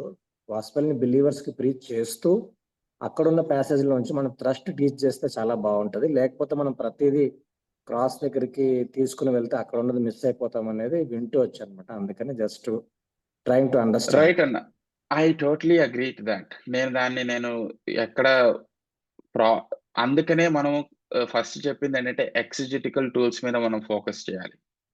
ఎక్సిజెటికల్ టూల్స్ లో ఆథర్స్ ఇంటెంట్ ఏంటి, ఆ ఒక్క మెయిన్ పాయింట్ ఏంటి అని మనం ఎక్స్ప్లెయిన్ చేసి ఫైన్. కానీ నేను అనేది ఏంటంటే పాత నిబంధనలో వచ్చే వచనాలు, పాత నిబంధన మనం ప్రీచ్ చేస్తున్నప్పుడు మెయిన్ గా మనం ఏం అర్థం చేసుకోవాలంటే పాత నిబంధనలో ఆ జనాంగానికి ఉన్న మెయిన్ పాయింట్ ఒక్కటి మనం అర్థం చేసుకుంటే సరిపోదు. అది ఫైనల్ గా క్రీస్తులో ఎలా నెరవేర్చబడిందో, ఎలా నెరవేర్చబడలేదో చూపిస్తూ, ఇప్పుడు మనము నూతన నిబంధన జనాంగముగా ఈ వాక్యాలను ఆలోచిస్తూ, ఈ యొక్క మెయిన్ పాయింట్ని అర్థం చేసుకుంటూ ఎలా జీవించగలగాలో మనం నేర్పించాలి. ఆ కనెక్షన్ మనం చేయలేదనుకోండి, మన సంఘస్థులు వాళ్ళ సొంత కనెక్షన్లు చేసుకొని వాళ్ళకి నచ్చినట్టుగా నేర్చుకుని అప్లై చేసుకుని వెళ్ళిపోతా ఉంటారు. దానివల్లే మనము ఎన్నో ఛాలెంజెస్ ఫేస్ అవుతూ ఉంటాం. ప్రభువా అన్న దేవుడు మాకు ఇప్పుడు ఈ వాగ్దానం ఇచ్చాడు, ఈ వాగ్దానం కొరకు ప్రార్థన చేయన్న. కానీ ఆ వాగ్దానము ఏ సందర్భంలో ఎట్లా రాయబడిందో వాళ్ళు అర్థం చేసుకోకుండా నాకు ఇచ్చాడని నేను అనుకుని ఇప్పుడు నేనేం ప్రార్థన చేయాలి వాళ్ళకి కదా. సో నేను వాళ్ళకి నేర్పించగలగాలన్నమాట. సో పర్టికులర్ గా ఓల్డ్ టెస్ట్మెంట్కి వచ్చినప్పుడు మనము ఆ యొక్క సిలువ ముందు జరిగిన కార్యాలను కూడా చూసి మెయిన్ పాయింట్ ఈజ్ ఇంపార్టెంట్. ఆ మెయిన్ పాయింట్ నుంచి therefore how it is showing Christ, how it is fulfilled in Christ, how we can now live as New Testament believers అనేది మనం ఆ గ్యాప్ ని బ్రిడ్జ్ చేస్తే మన యొక్క ప్రీచింగ్ మీనింగ్ఫుల్ గా ఉంటది. మన యొక్క preaching will be Christ exalting and gospel focused. That so difference దగ్గర తీసుకురావటం ఒకటే, లేదనుకోండి అవసరం ఉన్నప్పుడు కూడా క్రీస్తు దగ్గర తీసుకురాలేకపోతే మనం ఏదో మన అన్నట్టుకున్నట్టుగా ఆ లీగలిజంను మోరలిజం చెప్పుకున్నట్టుగా ఉంటది ఏదో. అవును, అవసరాన్ని బట్టి క్రీస్తును ప్రొజెక్ట్ చేయాలి ఖచ్చితంగా. Right. Faith working through love. కృప పాత నిబంధనలో ఉంది, కృప కొత్త నిబంధనలో ఉంది. ఆ కృపనే మనల్ని నడిపిస్తుంది. కృప మన యొక్క ఒబీడియన్స్ ని ఫ్యూయల్ చేస్తుంది. Yes రాజవన్న. But too much emphasis on Christ and cross will again deviate them from the thrust of the passage కదా అనిపిస్తుంది మళ్ళీ. రైట్. నేను ఇప్పుడు నేను if you do a bad job at exegesis. రాజవన్న మళ్ళా క్వశ్చన్ అంటే అడగండి, కామెంట్ అంటే అడగండి. అదే తెలుగులో చెప్పండి అర్థం. రాజీవ్ బ్రదర్ ఏమంటున్నారంటే చిట్టిబావన్న, ఇలా యేసు ప్రభు గురించే మనం చెప్తున్నట్లయితే యేసు గురించే ఎక్కువగా ఇంపార్టెన్స్ ఇచ్చేసి ఆ వాక్యంలో ఉన్న ఇంపార్టెన్స్ ని మనం మిస్ అవుతున్నామేమో అన్న కన్సర్న్ ఉంది అంటున్నాడు. దాన్ని మనము ఎలా వర్క్ చేయాలంటే, నేను ఇంకా ఎక్కువ కష్టపడి అర్థం చేసుకోవాలి ముందు ఈ వాక్యాన్ని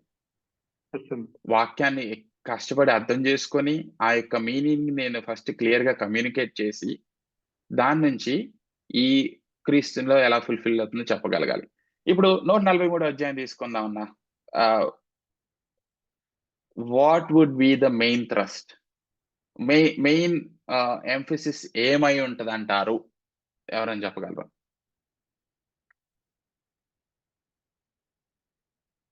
దావీదు దేవుని నడిపింపు, దేవుని యొక్క సహాయం ఏ విధంగా కలుగుతుందో ఆయన కోరుకున్నట్టుగా కనిపిస్తుంది. ఎస్. ఎవరు దావీదు గారిని రక్షించగలరు? ఆయన యొక్క కాన్ఫిడెన్స్ ఎక్కడుంది?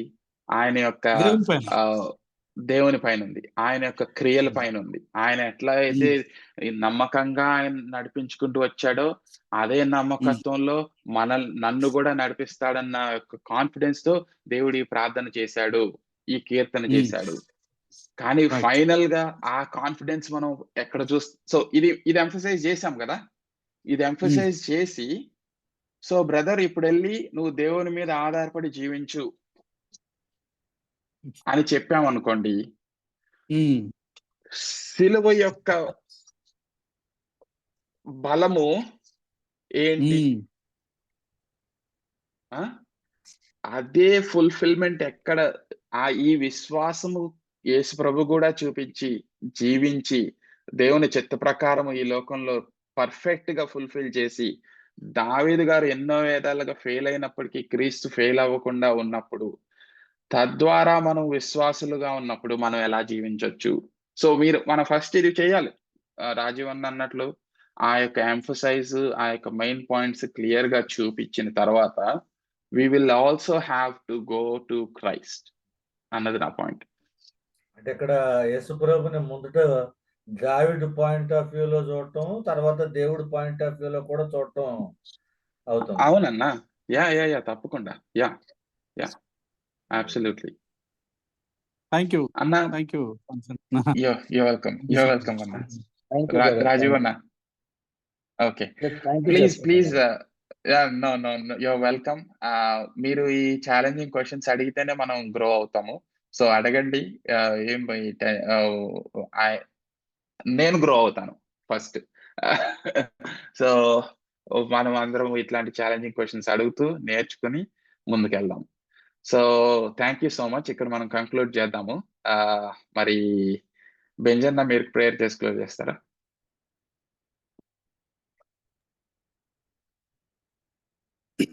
ప్రభువా మా తండ్రి,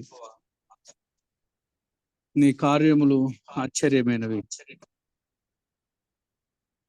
కానీ నీ లేఖనాల ద్వారా నువ్వు చూపిస్తున్న విధానాన్ని బట్టి, నడిపిస్తున్న విధానాన్ని బట్టి నీకు వందనాలు చెల్లించకుండా మేము ఉండలేము తండ్రి. మమ్మల్ని గుడ్డివారిగా మమ్మల్ని లోకంలో వదలలేదు నాయన. నీ సత్యవాక్యాన్ని మాకు అనుగ్రహించారు. ఆ వాక్యాన్ని మేము అర్థం చేసుకోవడానికి, కష్టపడడానికి కూడా నీ కృపనిస్తున్నారు. నిన్ను తెలుసుకోవడానికి మాకు సహాయం చేస్తున్నారు. ముఖ్యంగా పాత నిబంధనలో నుంచి అయా నిన్ను చూడడము, నిన్ను తెలుసుకోవడము, నిన్ను గురిగా మేము చదవడము మాకు నేర్పిస్తున్న విధానాన్ని బట్టి నీకు వందనాలు. మా సోదరుడు శాంసన్ ఇంకా బలపరచండి. మా గ్రూప్ అందరినీ కూడా మీరు బలపరచండి.